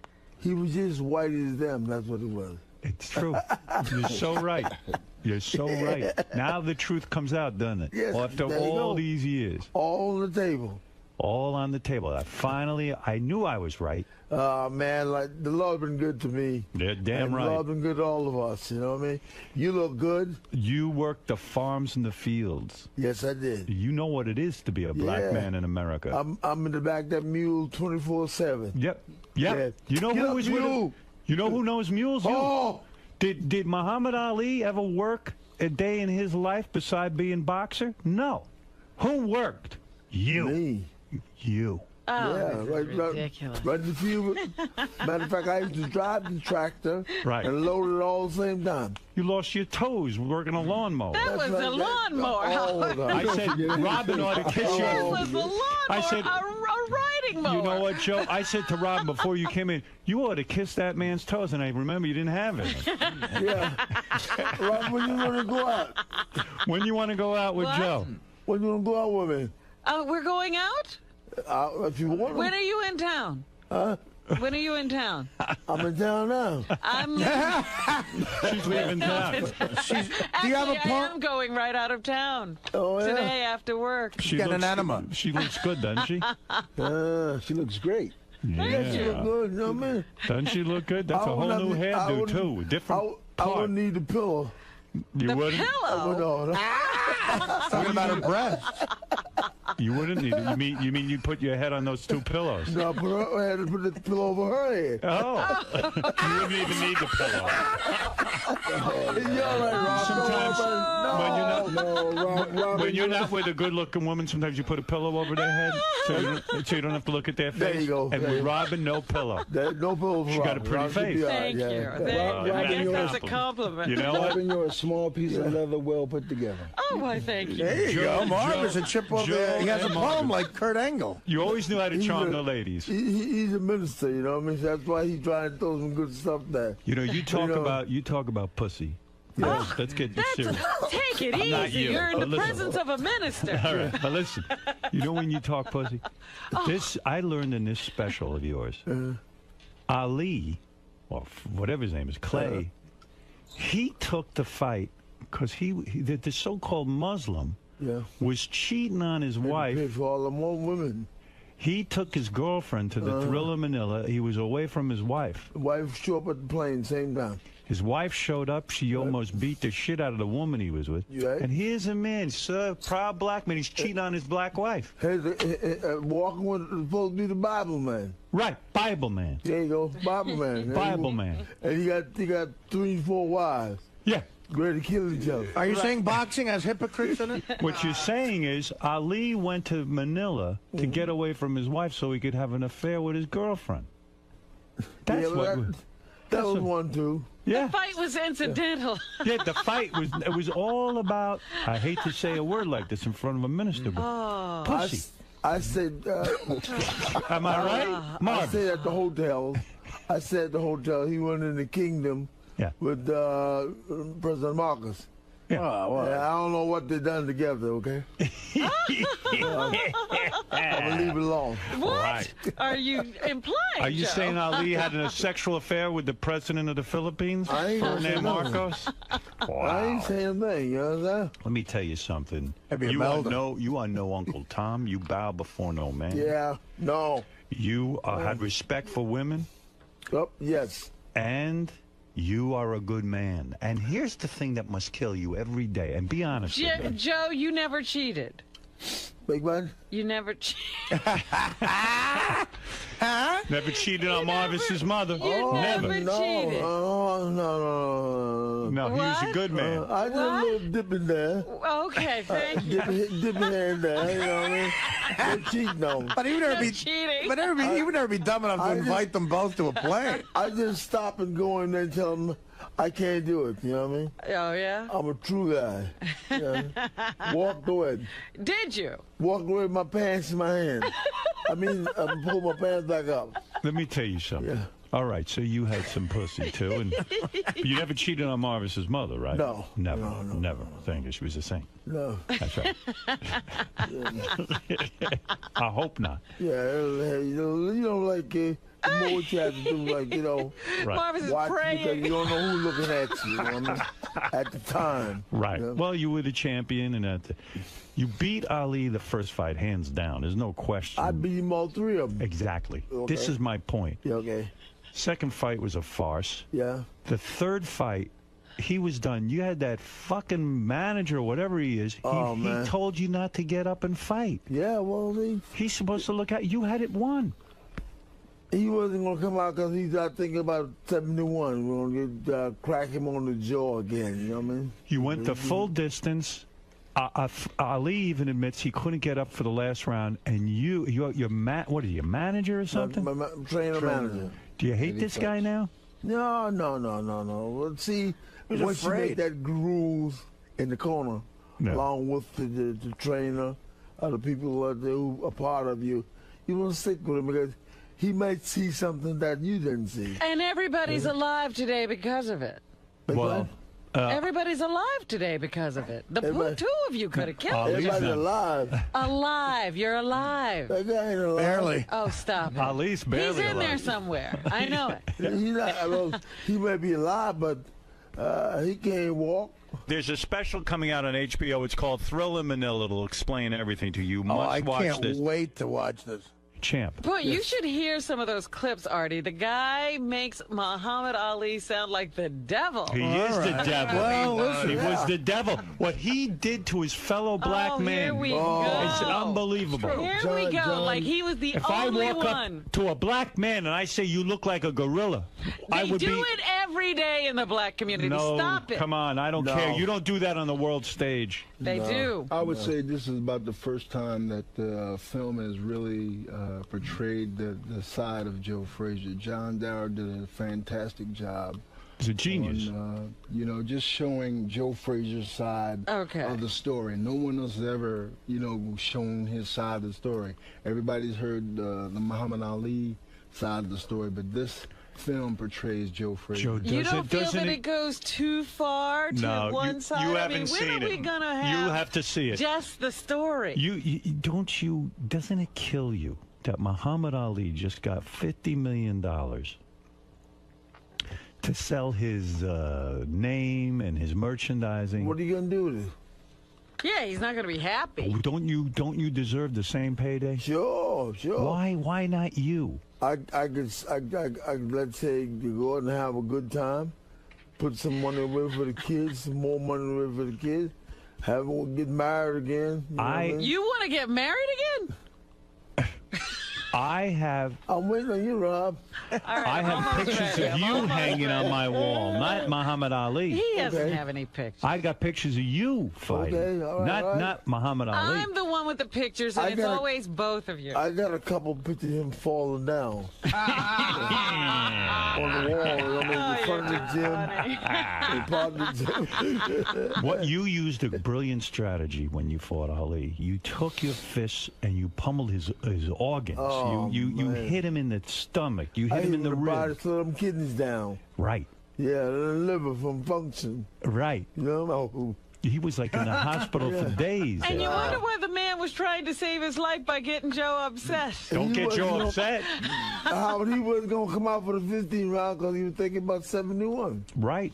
So they tell me, you got to go. They said, no, Joe's not coming back out there. I said, hey, let me go out there. He said, no. It's unbelievable. I mean, you're unbelievable. You fought, and I don't know if people understand this. In the third fight, Joe had it wrapped up. He had won. Every judge said Joe Frazier He was winning on the cards? He was winning on the cards. He's got this manager type. Who knows who he is? He says to Joe, don't go out. It's it. It's over. Why would the manager want to hurt Joe? I mean, He was being protective because Joe was beaten up too a little bit. Yes. A little bit. A little bit. His eye was closed a little bit. I think they both went to the hospital, right? They did. But guess who came out? But Eddie Hutch threw in the towel for Joe. And if he hadn't, Ali never... History would have been changed. Robin, you still married? I've never been married, Joe. I've been waiting for you. I told Joe you were married. I was trying to help you out. You see, the side of the story I always heard was that Joe's. I don't know. It's time let me look at you. You want what am I, a piece of meat? Yes. What would you do to her, Joe? If you could be alone with her, what would you do? A little small, man. I'd tell her stand up, you know what I mean? Would you work the body? Would you work the body first? You want me to stand up? Here I am. Well, would you work the body? I'll start from up top. You start up top. What would be your strategy with her? Well, I'm a side scraper. You're a side scraper? Stop the kidneys from functioning. Is she too skinny for you now? A little small, boy, I can work with. You're a little too thin, honey. A little small. I got some remedy jars, you know what I mean? Yeah. A little cocoa butter here, you know what I mean? Lord help me. So what you do to a woman? Rubbing down stuff, you know what I mean? You put cocoa butter on a woman? Yeah, to make it smooth, you know. On the vagina? I mean, I'm talking about the body now. Oh, the body, not the vagina. No. The vagina. These are arms, you know. I'm smooth. I'm smooth. Breasts? There you go. Wow. Yeah. Don't go no lower. What about the butt? You would rub that down with cocoa butter? Well, I don't move around back too much. I ain't no back man. You were never into taking a woman's back door?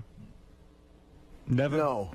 That's not your thing? No, they got many ways to use that.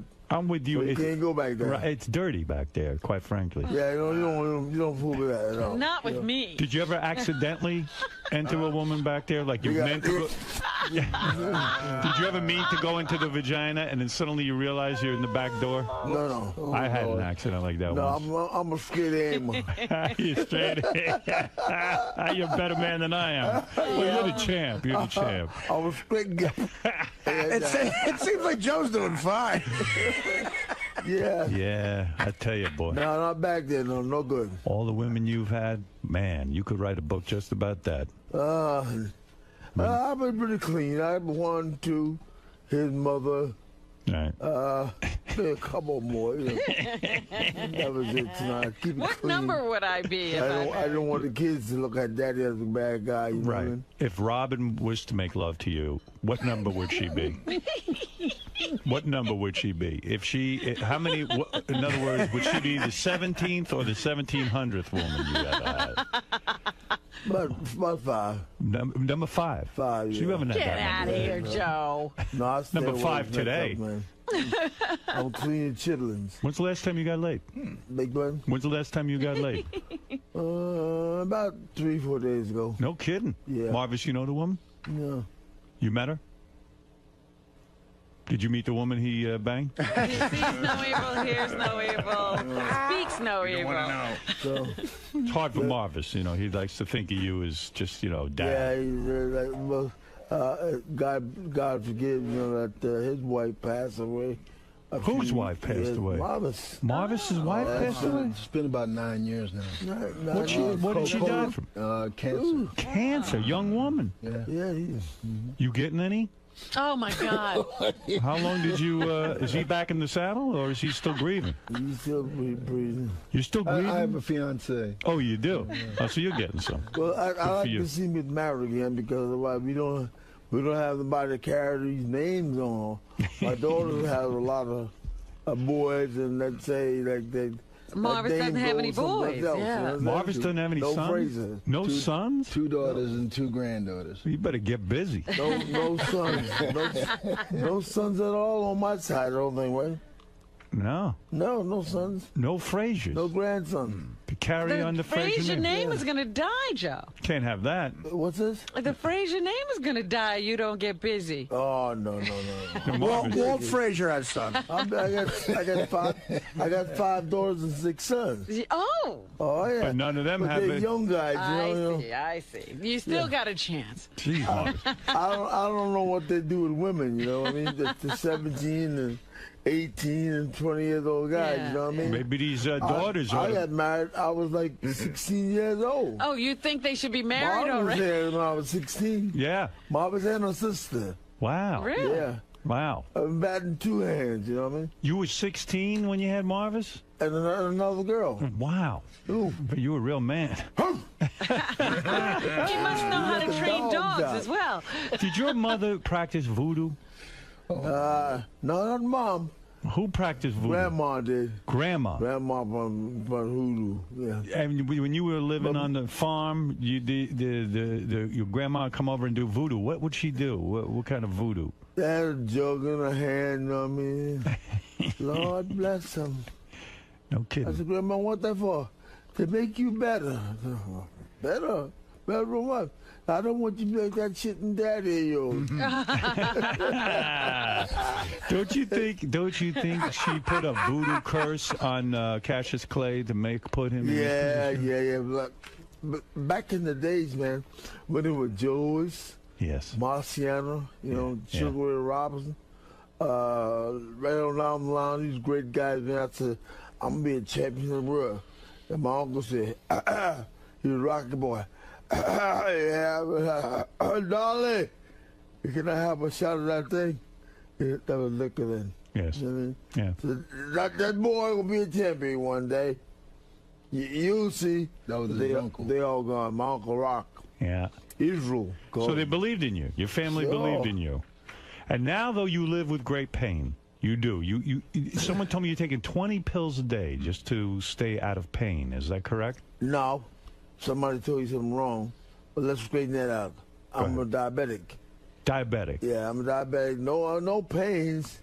He decided that the blood probably could drop too low or go up too high. Right. But it don't affect nothing else, okay? Right. So in other words... With a lower, I got to get a Viagra. You know what I mean? I didn't know that. Viagra. What did I say? You got to take Viagra. No, I think I made a mistake. I'm sorry. I better do some vitamin E. Can't believe the champ has to take a Viagra. C. Did you know that, Marvis, that your dad has to take a Viagra once in a while? He's just joking around. No, he's not joking. He takes a Viagra. Sounds like he's fine. He has hypertension also. So because of that, you have to take the Viagra sometimes when you're with the ladies, because when you have hypertension, diabetes, it might be a little bit difficult to get it up, right? No problem. No problem walking. It's just that sometimes I want to make sure I'm okay. You know what I mean? When you're with a lady. When you were with a lady. Yeah. So when do you take the Viagras to get it hard? Do you time it out a certain way? Like how do you work it? No, what I get in the morning, like I want to try different things, like in the E's and C's and stuff and B's. So I probably just drop something in there, to help the E's and the B's and the C's out. You know what I mean? Marvis, he takes Viagra. Yeah. I hate to break it to you. Marvis, he's got to take a little Viagra. The man is not a young man. He takes his Viagra. Smoking Joe Frazier. Yes. He's not going to discuss it with you. He discusses it with me. You see, you don't have these kind of discussions with your father. I do. He can teach you a lot about Viagra. I can't talk to him that way. He's a minister. Right. I tell him every now and then, but Marvis is no fun anymore. Ain't nothing wrong with dropping a little Viagra in the E's and the C's, right? And the B's. Yeah, why not? They help each other, you know what I mean, down the line. You know? Absolutely. You never know when you might run up on something, you know. Marvis gets embarrassed by this kind of sex talk. He's going the godly way. I see what you're doing. But, this is natural. This is natural. Talk about a man's ability to have sex with a woman. These are all jokes. He's a jokes. We're just joking. He's a minister. Here. Yeah, He's not that much fun anymore now. You don't want to discuss that stuff, you know what I'm saying? He used to be a lot more fun, didn't he? Yeah, he's still fun. Yeah. He's still fun. Yeah. Let him go and do what he got to do for what he has to do, for the church and stuff like that. Right. You know? Does Joe go to your church? I'll try to stop him before they get there. Yeah, Does he go to the church? No. He's been there once. Oh, my God. Yeah. Well, he's always on the road. On the road, he's busy with the Viagra. He got no time for church. He's on the road. Joe, does it make it as hard as like when you were a teenager? Oh, my goodness. Does it make it as hard as like when you were a teenage boy? Yeah, it almost as hard as cane here. Really? How long does it last? Yeah. When you take a Viagra, like and then you're doing a girl, does it after you finish, is it still hard or does it get soft? No, I'll be able to watch it off. Yeah. Yeah, don't ban on me. Yeah. I'll be able to watch that. You're able to do it two or three times to the lady? I'll be looking for more. Wow. Yeah. No kidding. Yeah. So you could do it over and over and over. Over and over. Good Lord. I think with the E's and the C's and the V. The V. Never mind the E and the C. You need the V. I'm not an athlete anymore, so therefore I can do these things now. You know what I mean? You got a young girlfriend? Well, how old is she? We'll talk about that later. Yeah? Yeah. How old are these girls you're with? Big bud? How old are the girls you're with? Are they in their 20s? No, I'm 45. 45, that's the age you go with. 50. Yeah, so they still have needs. They still I ain't want it. going over my age, okay? And what do? They're like, oh, champ. Every minute with the champ, is that it? Don't call nobody's name because it might get in trouble. Right. You don't give anybody's name. No, don't they call nobody's name either. When you're with these women who are, let's say, some of them aren't that beautiful, and you say you put a pillow over their face, did you ever once smother a woman by accident and kill her? No. With the pillow? No? They gotta give them breathing room. Breathing room. See, Robin, if Joe ever put a pillow over your face, you'd get breathing room. Stop. So don't worry. He would know to let me breathe. You know how to Thank control you, the Joe. pillow. Yeah, but you don't need a pillow for her. Thank you for not smothering me, Joe. You still married?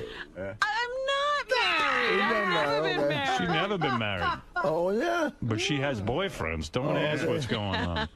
She's got boyfriends.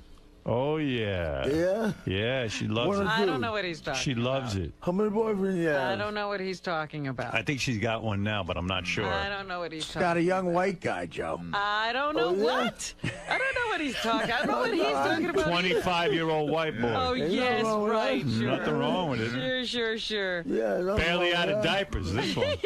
I'm Man. with the kid in a diaper. No Viagra there. No. That's who I'm with. I'm with the kid in Marvis, a diaper. when you were a young man growing up, did your dad ever take you aside and teach you the pillow technique in case you ever with a girl? Did your dad ever teach it to you? You must have learned something from him, right? You know,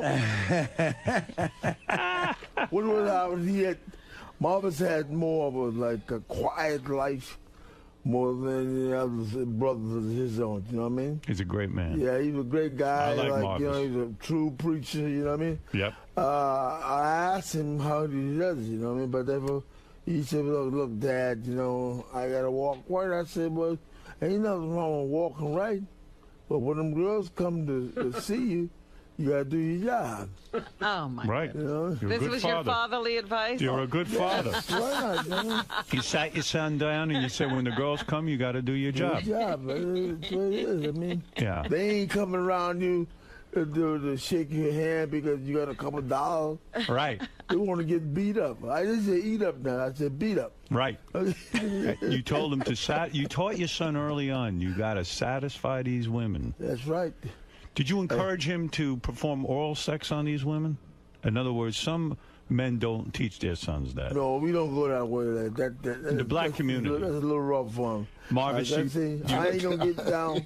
I ain't gonna get down too rough on him. You know what I mean? Right. Cause some of the things they ain't gonna tell you no way. You know what I'm saying? You never licked a woman down there, right? You never did that. You never sat there and licked them. No, I never go that low down there. You never went down there. I stay above the navel. Above the navel. And you taught your son that too, right? I hope you did. Marvis, you go below the navel? Wow. Why not? No, man, no. Oh my goodness. Marvis is more beat up than when he fought Tyson. Down goes Frazier. Do you think Muhammad Ali used to lick all the women? He probably licked them down there, right? Because he bows before the women. I don't know what he done before now. Yeah. At a Klan meeting, he probably did it. Well, I'm sorry. Now, who knows what he got did? to do something now. You know what I Yeah, mean? he probably can't get it up, so he probably has to lick them forever, for hours. Do you think that his wife or someone has to like he just has to lick her for hours because he can't get it up? Because of what you did to him? I'm not sure what that's all about. You know what I mean? But you're still giving it to I him. respect him and the wife on those parts. I don't really know what they're That's gonna fair. do. You know what I mean? Yeah. Whatever he do to make us stay, let him keep on doing it. Right. You know what I mean? Better luck to him. I don't think Viagra's helping him. I do what I gotta do, okay? Right. Yeah. You know, it was about, I think about 2 or 3 years ago at the... Don't tell me you licked a woman, Marvis. Stop it. Your father will throw you right out. No, this was at the All-Star game that was held in Philadelphia. Right. And my father and Ali in a private quarters inside a hotel. You know, they embraced each other, you know. Why? For, I guess, love, forgiveness. Wow, come on. You know, come on. I mean, You know what, Mom? I wouldn't have, He talk around, you know what I mean? I wouldn't have hugged him. Yeah, he talks around, you know what I mean? He can't get directly straight to the point, you know what I mean? He didn't look at you. Yeah. He hugged you, but That's all right. did he look you in the eye? No. Yeah, I'm still a father, so you got to be careful. Yeah, damn right. Yeah. It wasn't sincere, was it? Yeah, he got a good job, and he's a good minister, you know, and he's good for the kids, you know what I mean? Yeah. And he goes to the prison, he goes to the church, he goes to the community. Right. But he can't make you forgive Muhammad Ali. Is that what you're saying? He probably. You want to go get him? You know, if I was hugging Muhammad Ali, when you were hugging Muhammad Ali, were you afraid he's going to put a knife in your back? Oh dear. Wow. I bet you checked him. I hope somebody frisked him first. I hope somebody frisked him. I wouldn't have hugged him. Any man who called me a gorilla says he put me in a zoo. No hug. Howard. Sorry. Howard. Howard, you know what? You're such a hypocrite because you spend all your time now apologizing to people. I apologize to one person. Two people. One person. Soupy, and who was the other guy? Another and there guy. was a third guy. No. Yes. No. And you say, I was vicious, I was wrong. He was not treated well. And those people were not treated well by you. Didn't you go to President Nixon and beg him to let Muhammad Ali fight? That's what driver's license he gave him. That's right. You got Nixon to give Ali a driver's license? No, a boxing license. So you gotta get all those license together. They took driver's license. They had everything. Took, license to fight. Yeah. And you didn't get married license though. No, can't get that one. Joe, see, you're in the presence of a real man. You made up with Ali, and Howard made up with 𝗦𝗵cie𝗄𝗿𝗍. I was Ali. They should have put Soupy in a cage. That's right. That's right. But you know what we're all about, Howard, is that we know he's in bad shape now. After all the fights and stuff. After you. I hope that the Lord forgive him, and help him to get back where we at, so we can enjoy life a little bit, Well, it ain't happening. You did. We You took care of business. Another few days around. You took care of him. So therefore, that he'd come on out and enjoy some of us, have fun together. Your two fists put him in that condition. Well, let's say I had 100 fights and I lost 2 to George. We can go to something else. Yeah.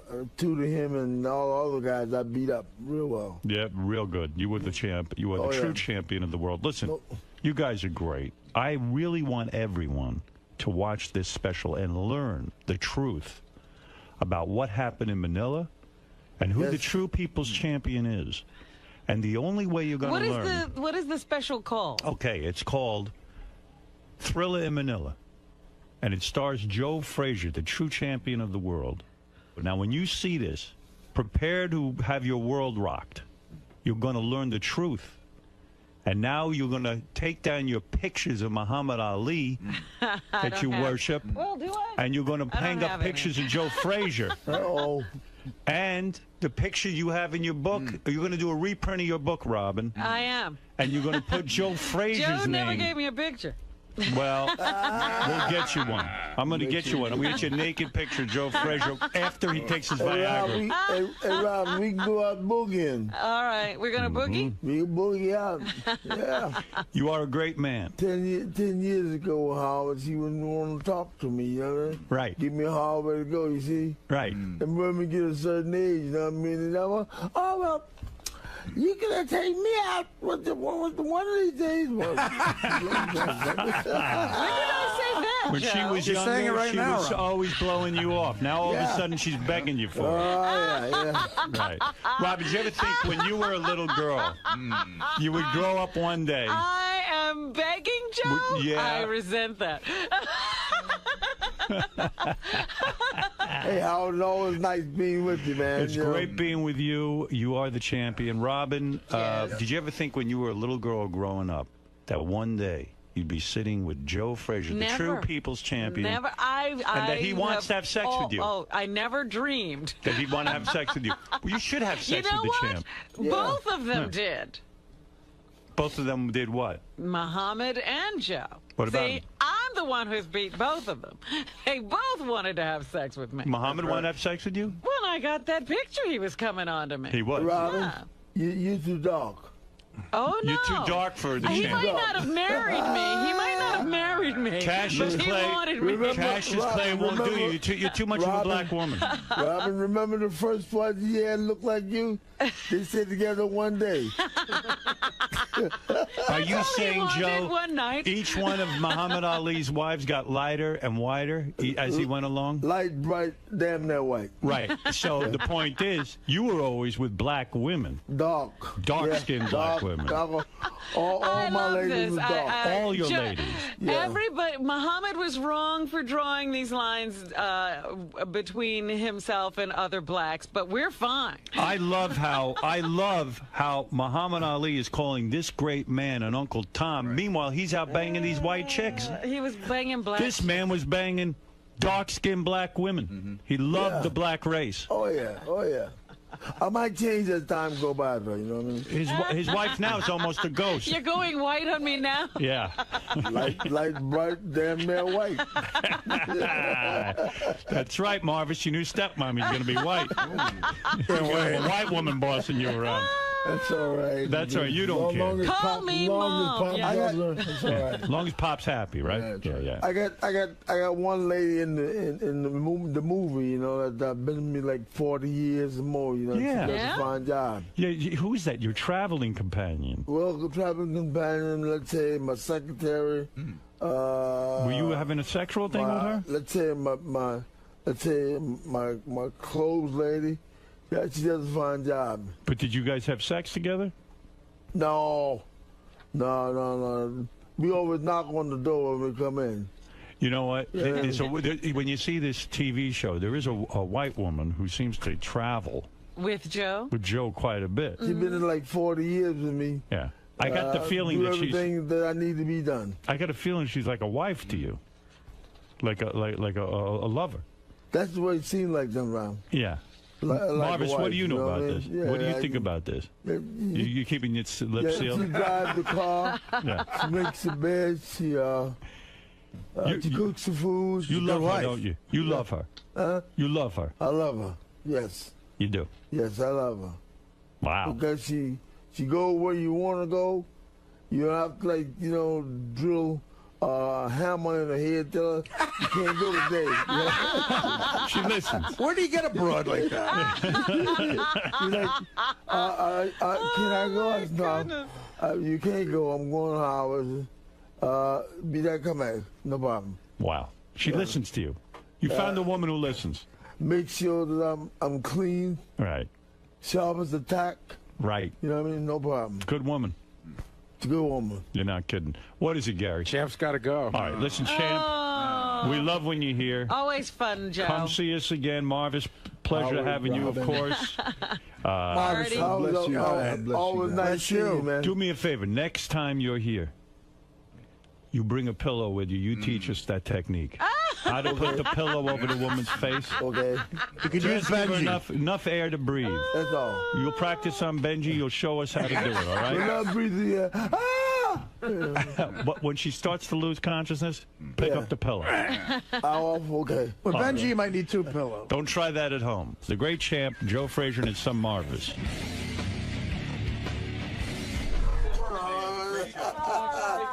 I love you, Edith. Are you so mean to me? You did a fine job.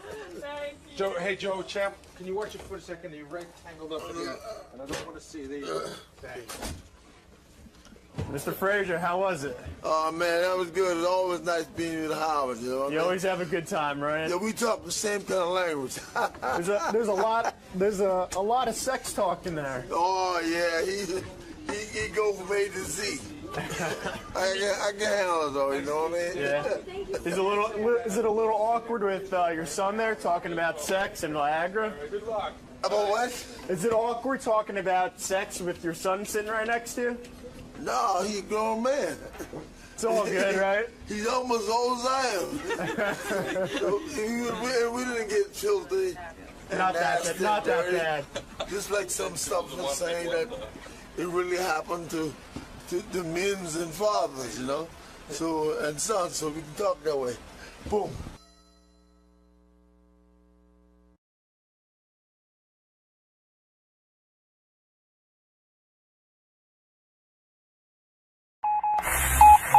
This is the best of the wrap-up show. A recap and behind-the-scenes look with John High and Gary Dell'Abate.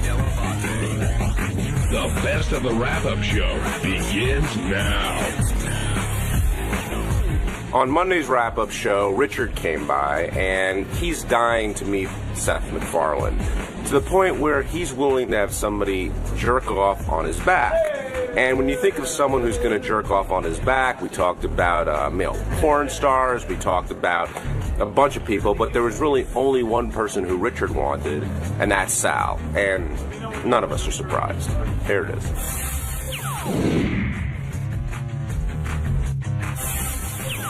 So there's a group of guys here that are huge Seth MacFarlane fans. Richard, Jason. I guess, John, you would be part of that camp. I'm not as hardcore as they are, but Richard and Jason in particular. And we've been pitched Seth, a gazillion times, and I just never watched the show. Then my kids started watching the show, and I started watching it with them, and I realized it's really a very funny show, but also I would think that the people that watch that show are Howard fans. There's, a similar thinking there, wouldn't you say? Yeah, I think it's a very edgy, it's animated, it's a very edgy show and great, really deep references to everything, but very, very funny. So we pitched him as a guest a bunch of times. I think he's tried to come on a bunch of times, and Howard's been more of, not that he doesn't like the guy, it's just like, I'm just not that familiar with the show. So in the meeting last week, we were all like, we feel very strongly. We have some good angles on him. He basically got that show on the air almost out of college. But who's we? Like, who's making this pitch? Well, Richard, I'm making the pitch. Will agrees with me from a guest point of view, not even that we're huge fans. And then Richard and Jason are the super big fans. And then Sal, of course. Sal blows like the wind, by the way. I wish I had tape of the meeting. But if Sal senses that Howard's not into it, then Sal goes, yeah, I don't know why. I don't get it. We don't need to have this person. Howard goes, well, maybe you could. That might work out, Sal says.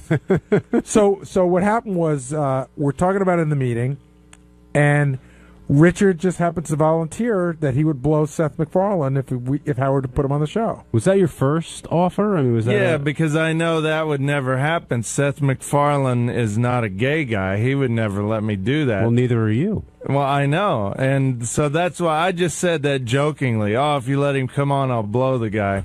Just kind of understating the fact that I would do almost anything for Howard to approve this guest, because it's one of those guests that has been pitched several times that I always thought, oh, we gotta have him on the show. He'd be so great. The voices. I saw him live at Comics, this comic club, comedy club here in New York, and he was amazing. His Hulu commercials, which have been running a lot. Have you seen it, John? Yeah. Where he does all the voices, I thought also was interesting. But, at the end of the day, we pitched Howard enough information where he was on the fence about him as a guest. But then, Richard blowing a guy, God, that sealed the deal. And Richard won't be blowing a guy, but you will be taking another man's load on your back. And I will. And who's that man going to be? Hopefully my partner in crime, 𝗪𝗪𝗔𝗍. Why don't you just leave out the part in crime? Well, yeah, let's back up a little bit, though. Before Sal, you were saying you wanted a male porn star, one of your favorite male porn stars, to do it. Does it matter who it is? Ultimately, you're getting the load on your back. Yeah, but, these people are emailing me, making me nervous, saying, oh, make sure the guy's safe. If it's a dirty load, you could catch something. And so I just thought on a radio standpoint, and Gary loved this idea. I went in and said, hey, Gary, what about Nick Manning? Love that. Because it'd be funny. He'd be, he'd growl and yell my name, like dropping loads over Richard Christie's dirty back, things like that. But Nick's a straight guy, too, so I don't know that he would be willing to do it. What about your hero, Peter North? Well, Peter North never does any gay stuff, so he would definitely not be into that. He, he would not do that. So let me ask you a question: is that basically your admission that on some level this is a gay act? I'll admit that. Yeah, it's definitely not straight to jerk off on another guy's back, or to get jerked off on. Or to get jerked off on. Like yeah. Richard came to me and he says, after somebody sent him the note about you got to be careful, And, of course, anybody I would have in would be tested. Oh, they're going to demand Richard be tested, I guarantee. Why? They're not touching Richard. Oh, they'll still demand it. In case their penis touches my back or But Richard says, can I put saran wrap on my back? And I said, no. Come on. It's just like a rubber, I'd still feel it. Wax paper? Yeah. Jed in Montana, you're on the wrap-up show. Hey, guys. First, I'd like to say, Gary, awesome job on East Street Radio. Oh, thank you, man. I love your show. That was fantastic. Appreciate it. Richard, man, I'm a huge fan of you. Thank you. But, I sense that you no longer will be. No, that's not true, dude. Even if you do it, I'm going to laugh my ass off. That's a fact. But, I mean, you seem pretty tight with your family. What do they make of all this? I mean, that's pretty fucked up. And I'd like to hear your answer. I'll hang up. Thanks, guys. Great show. Thank you, buddy. I'm sure they're in Kansas shaking their heads right now. But I've done a lot of crazy stuff on the show, and they know I'm just doing it as a prank, that I'm not a gay gentleman. And I told them I pay for their Sirius subscription. I bought them a radio for Christmas 3 or 4 years ago, and I said, hey, if I'm buying you this radio, just don't complain about any of the crazy stuff I do you hear me on there. Does it ever? Is it one of those things where everybody agrees not to discuss it, or does it come up in discussion and you go, hey, I just do that for the show? It comes up in discussion, and they just laugh about it. They got a great sense of humor. Like, would your mother ever say to you, hey, Richard, when that guy did that, weird act, did that really happen? Would your mother ask you that question? They know it all really happens, yeah. And they, they just shake their head. I've always been kind of crazy. I used to do a lot of crazy stuff in high school, and I've had friends that ran through our yard naked, chasing me, telling me they were going to fuck me in the ass, and, just goofing off and stuff like that. So they know I'm a crazy guy. Oh, my God. I yearn for the days when I was on summer vacation and guys would jokingly say they were going to fuck me in the ass. Have they ever wondered if you were gay or not? I'm sure they did, yeah. I'm sure it came up at Thanksgiving dinner when I wasn't around, because I never got laid until I was 19, never had any girls around, only hung out with my buddies, and I guarantee they probably thought I was. Did they ever ask you about it specifically? No. I don't think they would have cared either way, but I'm sure they thought I probably was. Now, this is where I'm, jealous of Richard. I'm very close with my parents. I love them. I have a great relationship.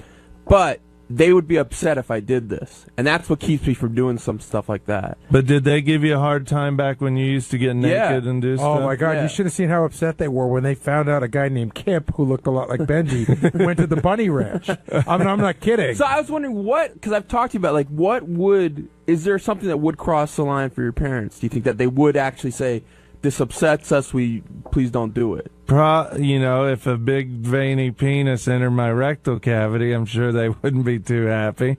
If I went all the way and had gay sex, which I would never do. See, this is where I sometimes wonder if you are gay, because you have to add all these adjectives. Like if you said, if a penis ever entered my not house, a regular penis, that would be gay. But you're like a big veiny penis. That's the line for enters my rectal cavity. You have a whole thing going on. Well, it's called theater of the mind. I'm trying to make the radio audience out there get a little more entertainment by throwing these adjectives in. So if you were going to go that far, if you're going to actually have anal sex, they would say, Richard, we don't want you to do this, or they'd say, hey, maybe you should think about this. My dad would probably call and say, well, we talked to your sister, and she knew a guy who had anal sex, and he said it ripped him up a little bit, so you might want to be careful. Yeah. So I don't know. Yeah, I don't know. They got a real good sense of humor, and I'm a real lucky guy that my parents are very understanding. Now, when Sal came up, you said you would prefer that Sal did it.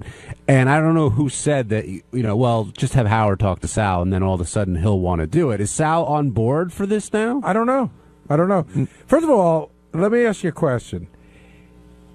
Is it gay if Sal is able to complete the act? No, because he can watch a movie. You know what'll be great for it is those things, is it called My View? that we advertise. Like, Sal can. They're those glasses where you watch video and you don't see anything else outside. That's great. Yeah, but what if he's watching a video of your ass? Well, then there's a problem. No, he'll watch like some granny porn or something and get worked up. Now, have you talked to your girlfriend about this yet? No, I'm sure it'll come up. She's probably listening right now. And how will she feel about it? She'll just shake her head just like my parents do. But I she guess. never says like, "Hey, you know what? That's a little bit weird for me." And you say, "Hey, this is what I do for a living," or does it ever get to that? No, it never really gets to that. I mean, I don't know. I mean, compared to this, what do you think is worse, this or me licking Sal's balls? Because that was pretty bad. They both have their their pros, and there's no cons. Because I'm not really doing anything. I'm just laying there. I don't really think that this maybe is even as bad as I don't licking think it balls. is. Like, if people are all worried about the gay thing, I think the other thing is more gay. This is just more dramatic. Yeah. But the other thing is actually more... I don't know, dude. I mean, you know... This thing's going to land on your back, and it's going to be warm, and it's going to be from a man, and it's going to be... You can't sit there and separate that as a non-gay act.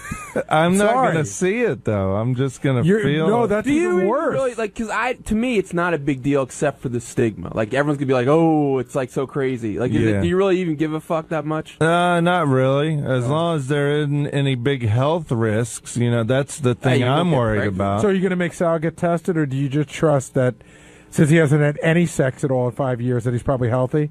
Yeah, I'll trust him, but he doesn't wash his hands sometimes, so maybe I want him to get tested Or his just pouch. in case. He doesn't watch his yeah, in pouch his either. pouch, he might have, there could be something growing in that pouch just from, not washing it for a while.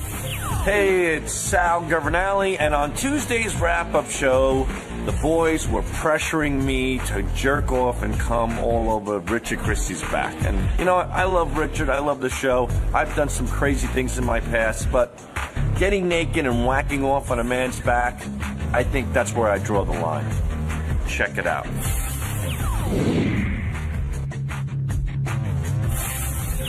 The thought of me standing over another man, wanking my penis, and ejaculating semen all over his back, that is where I'm sorry, I draw the line. Everybody draws the line someplace. But what if that had come up the point is, like, has Sal changed, or is this... No, I don't think I've changed. If this at all. had If you come up told me 3 years tomorrow ago... to get, wait, Sal. If this had come up 3 years ago, I think you would have, too. You would have done it. I think it's not...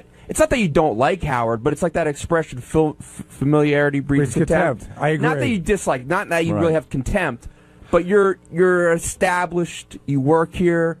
You're not like Howard. You don't feel as willing. You don't feel the need to please Howard as much as you did when we got here. But I have to say that is Would you completely agree with that? unfair. No, I have sleepless nights over the show. I break my ass for the show, and I'd be willing to do stuff, but there is an area where you have to draw the line. There are certain things that you just don't want to do, and this is something that I don't want to do. I want to move past this. I do remember, though, when we first came to Sirius, there was a couple weeks we were all planning and getting ideas together for Sirius, and they were some of the craziest freaking ideas I've ever seen. Like what?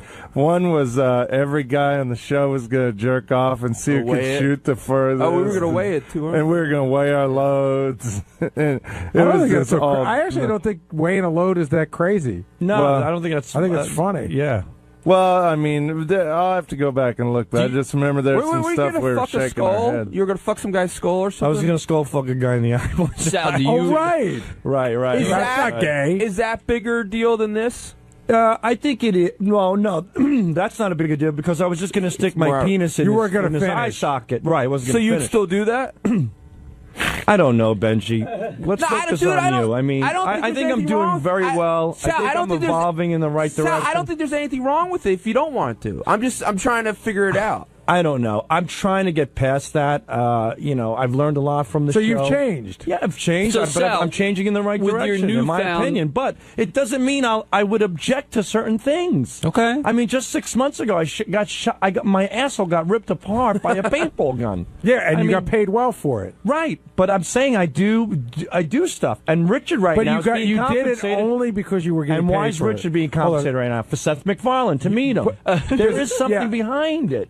There's a huge difference. And why do I have... No, there isn't a huge difference. To him... But don't make it sound like you did the paintball thing because you want to get back to the fans. You did it because you wanted the money. And there should be something involved. When you do things, there are... But you work here. Right, I know. So what does that mean? Of course I work here. I work hard. You should be given a bonus for doing your job? No, I'm not asking for a bonus. But you just said you should get money. But is that part of our job to come on guys? Well, hold on. Someone didn't read their contract. Yeah, is that in my contract? Hold on. Let me frame this argument here. So I think what Sal's saying is Richard is willing to get a load on his back so he can meet Seth MacFarlane. And he chose Sal to be the guy to do it. So Sal's saying, okay, I'll be the guy to do it, but what's in it for me? Is that... No, I'm not saying what's in it for me. I'm saying Richard wants to meet Seth. He wants to be willing to be the person willing to take on punishment. This has nothing to do with me. He's being compensated with Seth MacFarlane. Have you never dragged Richard into one of your dumb sort of gay stunts because you wanted to do it and he didn't? I guess so. In certain cases, I'm sure we do all our things together. I understand he wants me involved in this, but this is something where it's over and above Richard. It's over and above the show. It's about my children. It's about me jerking off on a man. It's a lot more to it. You don't see pornography. It's blatant pornography. Dude. Richard, I'm jacking off onto a man. It's like giving somebody a facial. Richard, but sticking your dick in a man's skull eye socket is not pornography. Maybe it is. Maybe it isn't. Sure. Yeah. I think it's the erection. Listen, by the way, I would have a strong leg to stand on. I'll give you that much. You don't see this as a compliment that Richard would want you of all people? Yes, I do see it as a compliment, and. I'm at a crossroads because I love the guy. But I really am. It's like Sophie's choice. Yeah, I mean, what hurts me the most is that I want to do something that, I guess, I don't know how to even put this, to make this guy happy. But Richard, is there anything you wouldn't do for Sal? Like if Sal proposed, because I'm thinking you would do anything. Yeah, if the roles were reversed, or would you do it afterward? Okay, say if Kiss were to come on the show, and Sal was going to take a load, would you be the guy to give Sal the load? Oh, yeah, I would probably go through with it. I guess. I mean, I've walked on the air with a boner before and stuff, so that doesn't really. Well, what about bother just me. at the end of this? Would you, if Sal wants something for what he's doing, would you give him the load? Give him a load back? On his back, yeah. Well, what does he want? I don't know. I don't know.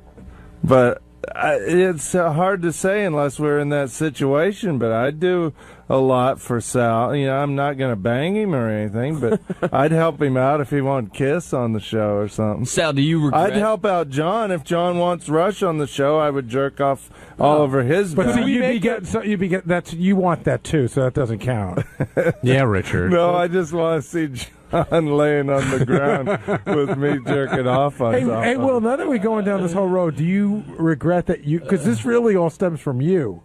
You were the guy that stem from you. Yeah, you were the guy that brought it up as the idea when we were going to give away the Panasonic TV. You brought this up. That was like a $50,000 TV, wasn't it? No, I got you, but I'm you just were saying. So looking forward to this. I honestly, I know it's gay, but I don't have a huge issue with if a dude blew his load on my arm or something like that. It's not my mouth, so what do I give a shit? Do you guys feel High Pitch Mike was a little bit fraudulent in that whole deal? Yeah.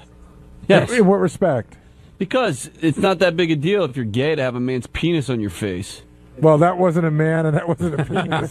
Or whatever it was. Will, what'd you want to ask Sal? So what I wanted to say was, do you regret doing all the gay things you've done on the show? Now that you have this newfound maturity, And you're so worried about your wouldn't say kids. newfound maturity. I'm you saying think your kids are going to be any less offended that you were kissing his taint than you were taking? Yeah, have you ever seen a picture of Captain Ballsack? Do you think your kids are going to think it's really Sack, not Ballsack? Yeah, but you think it's going to be really cool when your kids see a picture of you in a leotard with your fucking balls? But he had a mask on. They won't recognize Or him. Gene Simmons painted on your cock. Let the man respond. Go ahead, Sal. Thanks for reminding me. That really was. Those are proud moments in my life, I have to say. So I'm proud of everything I've done on the show. So you I have no love this show. You have no problem with your kids stumbling upon a picture of you. Of with course, your... I have a problem with it. That's the risk you take. But you know what? If I can minimize that risk from this point forward, like blowing a load on a man's back, I think I could take a. It's a good idea to take a pass on that one, maybe. But you see what I was getting at this morning Sure, when I was but I breaking do your balls get it. about how you have ridden a lot of people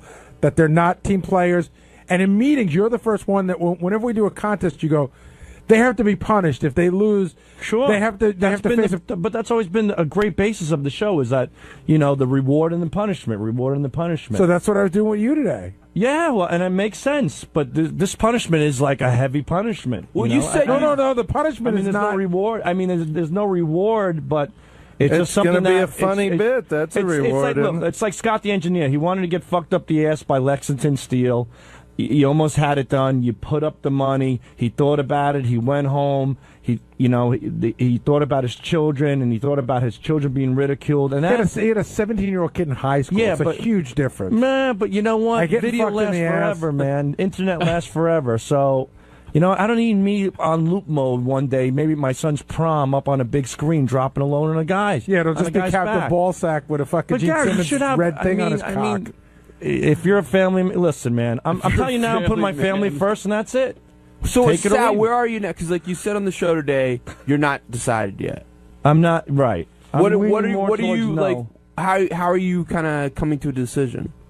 Like, what are the factors? I spoke to my wife last night. And what did she think? She said, "Don't do it." She said, "Don't do it." She said, "Did you say could you drop a load on her instead?" Oh, that's rude. That's wrong, but it's truthful but wrong. She said, "Don't do it," and she said, "Look, you can do whatever you want." Are you worried about disappointing Howard? Yeah, absolutely. But I'm also worried about. Believe it or not, I feel bad about. I feel like I'm disappointing Gary and Richard. Yeah. Why didn't your wife I want feel you bad. to do it? Did she say was it the same? Well, reason? I said that I didn't want to do it. I think that's something that's really, really heavy and strong that I feel really uncomfortable about. But at one time, she said she doesn't mind you doing stuff with me as long as it's not with other women. And she on never the show. been disappointed. But was she saying she personally didn't want you to do it, or she's saying if it upsets you, I don't want you to do it? I explained it to her, and she's like, as soon as I explained the stunt, she just jumped and went, no. And I said, well, let me finish. I go, it's going to be the different. She goes, no. She goes, you really want to go through with this? I go, I don't want to go through with this. I want to explain it to you. Maybe. And I have to say, if I had my wife's blessings a little bit, it'd be easier, less pressure, no doubt about it. What if you told her she'd get a new handbag or something? Do you think she'd be into it? No, then? I don't think so. Again, this has nothing to do with that. This is just where I'm drawing the line. This is just too heavy for me to drop a load onto another man's back, to be over him, to be jerking off. The whole scenario of it, it's really grotesque and disturbing to me. Ralph Sorella, you're on the wrap-up This show. one, this particular stunt. Great intro. Nobody's looking for a well thought out to Sal. This is not what I like. It's funny. I was sick of all that gay shit you guys were doing in the beginning, but now that you don't want to do it, now I really want you guys to do some gay shit. I mean that's the funny thing about it, I guess, is that we don't. This is not something I liked. This was Howard's idea. It was actually Will's idea. Now it's funny though. Crazy. When you're too anxious to do it, it's not funny. Do you think Gary's right in saying that Sal is not a team player if he doesn't go through with this? Absolutely. It's not, especially when Sal screams and yells when, like, Lisa G won't show her snatch or won't do this or that. She's not a team player, So I said Lisa G those, wouldn't play. those Wait, words there's a come big back to difference haunt here. you. Hold on. You're comparing a fucking chick playing a violin to a father of three blowing a load on a man's back. No, that's one of the things. Okay, give me another one. Give me another. What you said? JD backs out of shit all the time. I don't say a peep. Richard's backed out of shit. I don't say a peep. You've all backed out of stuff. It happens. You're asking me to drop a load on a man's back. It's a fucking big fucking request, man. It's something I don't want to do. Like you haven't done Jesus that Christ! before. And you know what? I've done. And you know what, Ralph? Before you open your fucking queer mouth, come in here, get your ball shot, get your asshole fucking hit with a paintball gun, get everything that I've done, and then let's see who wants to drop a load on a man's back. I've committed myself. I've done everything, and I'm proud of it. But this is something that's a little too strong for me. Is that possible? Can it be possible that a guy could say, hey, wait, this is where I draw the line? Or no, why don't you just pick me up, throw me off the fucking building, Gary? Go ahead. Make it it'll be hilarious. It'll be wonderful. And then when I get to the bottom, you can all drop loads on me. Drop them in my open fucking wounds. Go ahead. See, I'm drawing the line at one sound like point. a team It doesn't player. mean I'm not a team player. Here's the point I'm making, Sal. But you're comparing a guy dropping a load, a father of three, to a fucking chick who hasn't got laid in 10 years playing a goddamn violin. What are you kidding me? That's like comparing dog shit to roses. Get lost. Hey, it's Gary 𝗛𝗵𝗿𝗍. On Wednesday's wrap-up show, we had a discussion about who might be the right guy for Lisa G. We couldn't really figure it out. Ronnie came in, and we had a discussion that Ronnie, is secretly attracted to her, and that he might want to, break her down like she was a horse or something. But big discussion on who should be going out with Lisa G. Here's how it went.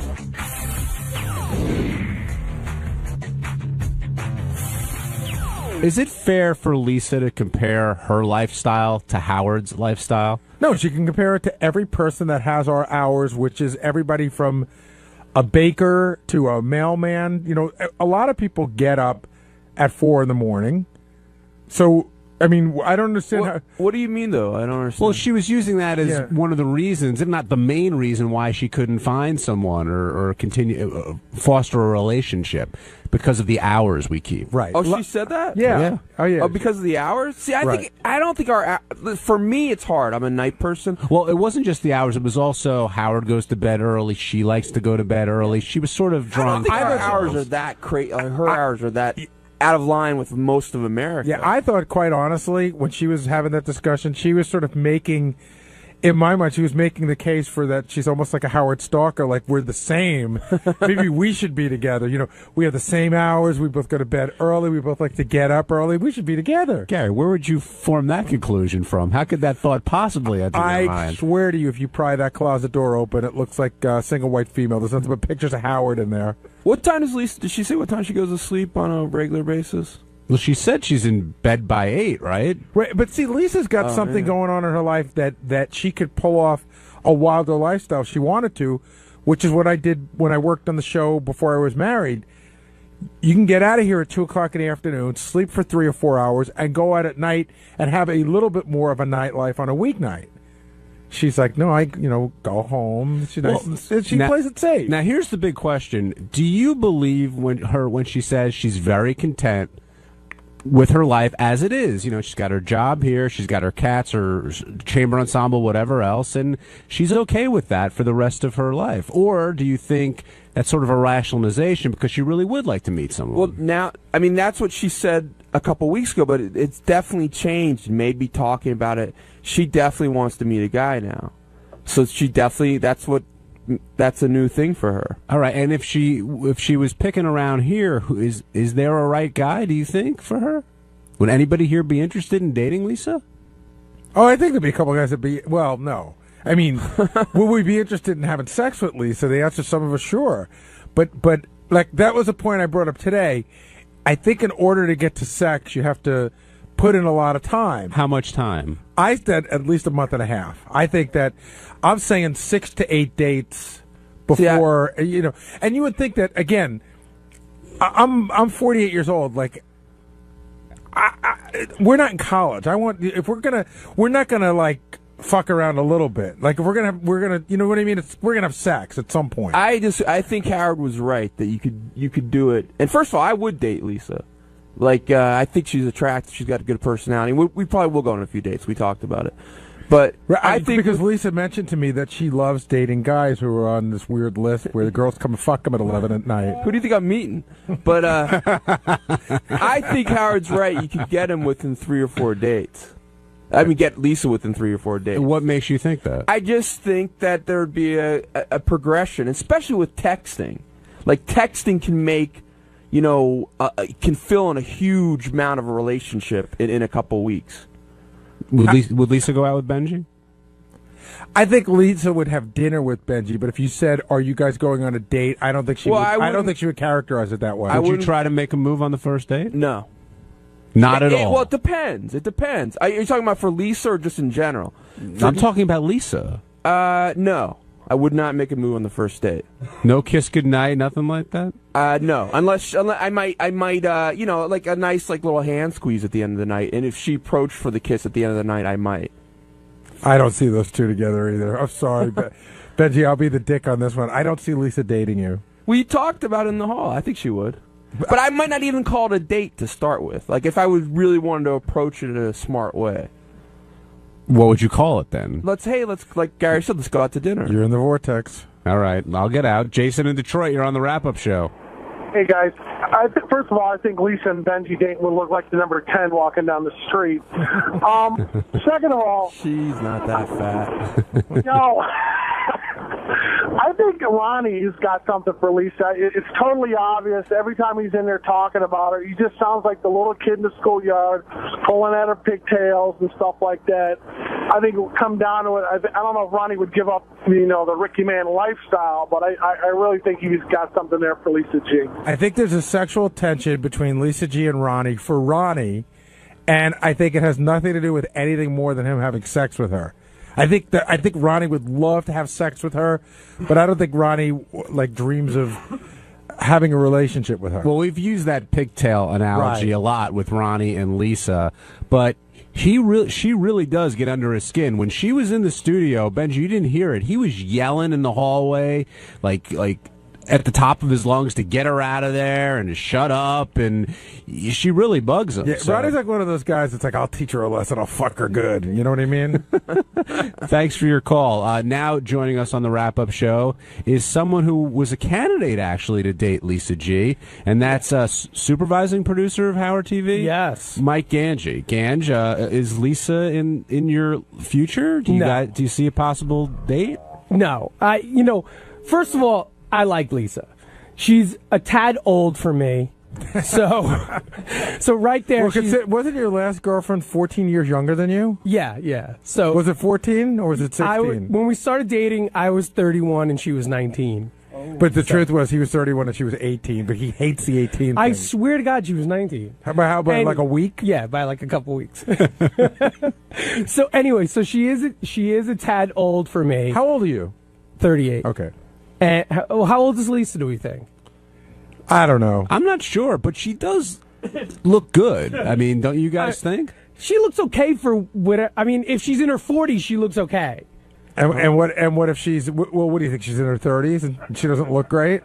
Like, how old do you think she? How old do you think might be like 12 and have that aging disease. I would guess, and I don't know for sure, but I would guess. How old are you, Gary? 48. I would say she's your age, if not. Yeah, I would say about your age. So if Lisa were 48, how do you think she looks? I think she looks okay. I think she looks good. Yeah. Body's in great shape. Keeps her body in great shape. And I do like that she doesn't look like she's had any weird face work, and that to me is a huge plus. Yeah. From the and I'm not disparaging her face, but I'm saying from the back, I would put her up against anyone.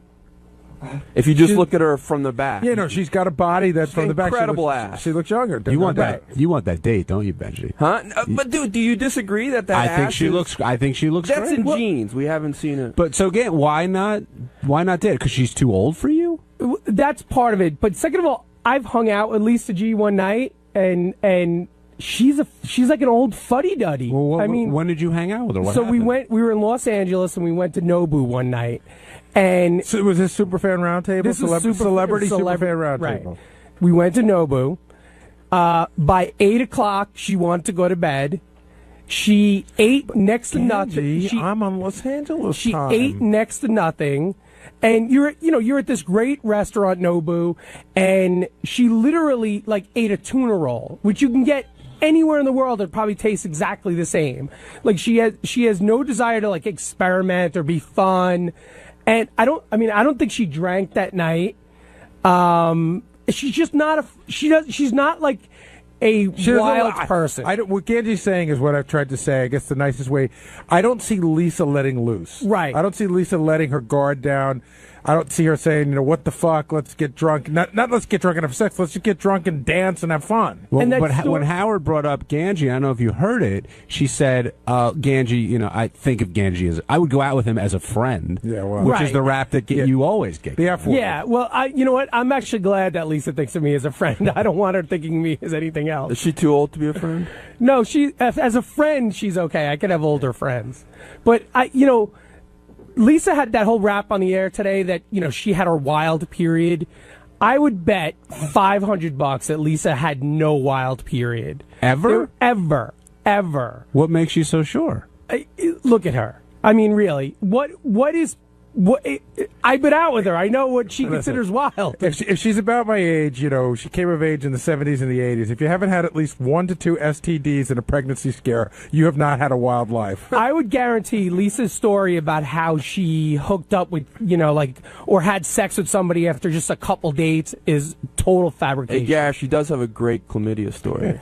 No, I have a great chlamydia story. So do you think she never had any crazy times in her life? I don't think Lisa's put out after like a couple dates. No. Well, but like Ganji's saying, like, what's her definition of wild? Right. Exactly. Well, her definition of wild might be right. She stayed up to 9 o'clock and had a glass of wine. That might be her definition of wild. Right. She may not be lying when she says she's had some wild days, but I think that the definitions of wild are different. I agree. Yeah. All right, Brian and Philly are on the wrap-up show. Hey, John. Hey, Gary. How you guys doing? Good, Brian. Hey, got a question for you. Maybe you guys touched on this, but does anybody see, like, Lisa G is almost 50 years old or 45, 50 years old. She doesn't have a man in her life. I mean, is she just being too picky, or is she with people and guys can't stand being around her? Like Angie just said, I mean, he's hung out with her. She sounds like an absolute dud when she's out on a date or out even hanging with friends. I can't see being with somebody like that. Yeah, but you got to figure there's someone for everyone in this world. I know she likes throwing the cookie parties and, having the early night out and loves her violin, but there's other people out there who do like that. Right. It's just, exactly. Brian, I think at this point... Brian, what time did you go to sleep last night? I go to bed at 10 o'clock. I'm up at 2 a.m. Okay, so 10's not so good. And what was the crazy thing you did in the last 3 weeks? Craziest thing I did in the last 3 weeks? You know what? Okay. I see your point, but you know what? I'm married. I found somebody that I guess either adjusted to my schedule or I adjusted to them, where we have a happy medium. Well, Brian, do you think Ganji's right in saying that Lisa never had a wild time in her entire life? You know what? No, man. No, John, I don't think so at all. I think everyone's had, I mean, Christ, I consider myself a bore, but I'm married with, a life. But I've had my wild times, too. I don't think I think necessarily she could have had some wild period in her life. Back in 1973, maybe. She got busy at the Bay City Rollers concert? Yeah. Roller derby.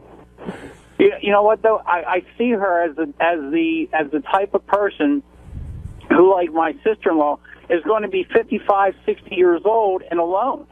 She doesn't want to adjust to anybody else's schedule. Right. And, But Lisa sort of says that's okay. She said I've gotten to the point where if I'm going to be alone, that's fine. I'm not going to sit here and pine away for a man. If it comes along, it's fine. But I've got a life. She's got her violin and her job here, and she goes out and does what she likes, and she's saying, don't feel sorry for me, I'm plenty happy. Yeah, but she made a statement when she came out of the studio out in the hallway to the camera saying that she needs a man like Howard. She made that point clear right out there. Well, she should have left out the word like. Yeah, she needs a man named Howard. Exactly. Ronnie, that's what I said. Yeah, Ronnie, you weren't in here before, but Gary was theorizing just that. Like, the guy for her is definitely Howard. Oh, without a doubt. And she'll never admit it, but you know, it's a guy like Howard. No, it is Howard. And she reminds me a lot, too, of maybe her standards are high. Like, Howard and I used to joke around all the time. When Seinfeld's show hit, every Jewish girl on Long Island thought that they should be with Jerry. That's the guy for me. Funny, successful, you know, whatever. And we're like, well, okay, there's one Jerry. There's plenty of guys that are like Jerry. Oh, yeah, but he doesn't have any money. He's not that funny. See, I think she should be with somebody more like Ronnie. I think that's what she really needs. No, somebody to break her. Angie, she needs you. No, she needs somebody. Every girl's best friend. She needs you. But that's what I'm saying. I think she needs somebody like you who's the complete opposite of her to break her. She doesn't need, dude. She doesn't need a. What is she, a lion? No, she is. Throw a saddle on her. Yeah, exactly. She needs to be like ridden and like broken like a horse. Yeah, Brian. I mean, if that's what she needs, I mean, I'll help her out. Hey, what's up? On Thursday's wrap-up show, the guys were all on Twitter about the show being on Twitter. 𝗦𝗵cie𝗄𝗿𝗍 came up with the idea that we need to be on Twitter. We need to start tweeting. So Howard made Gary the head twatter to send out tweets to all you Twitterers. And we discussed it all on this wrap-up show. Thank you.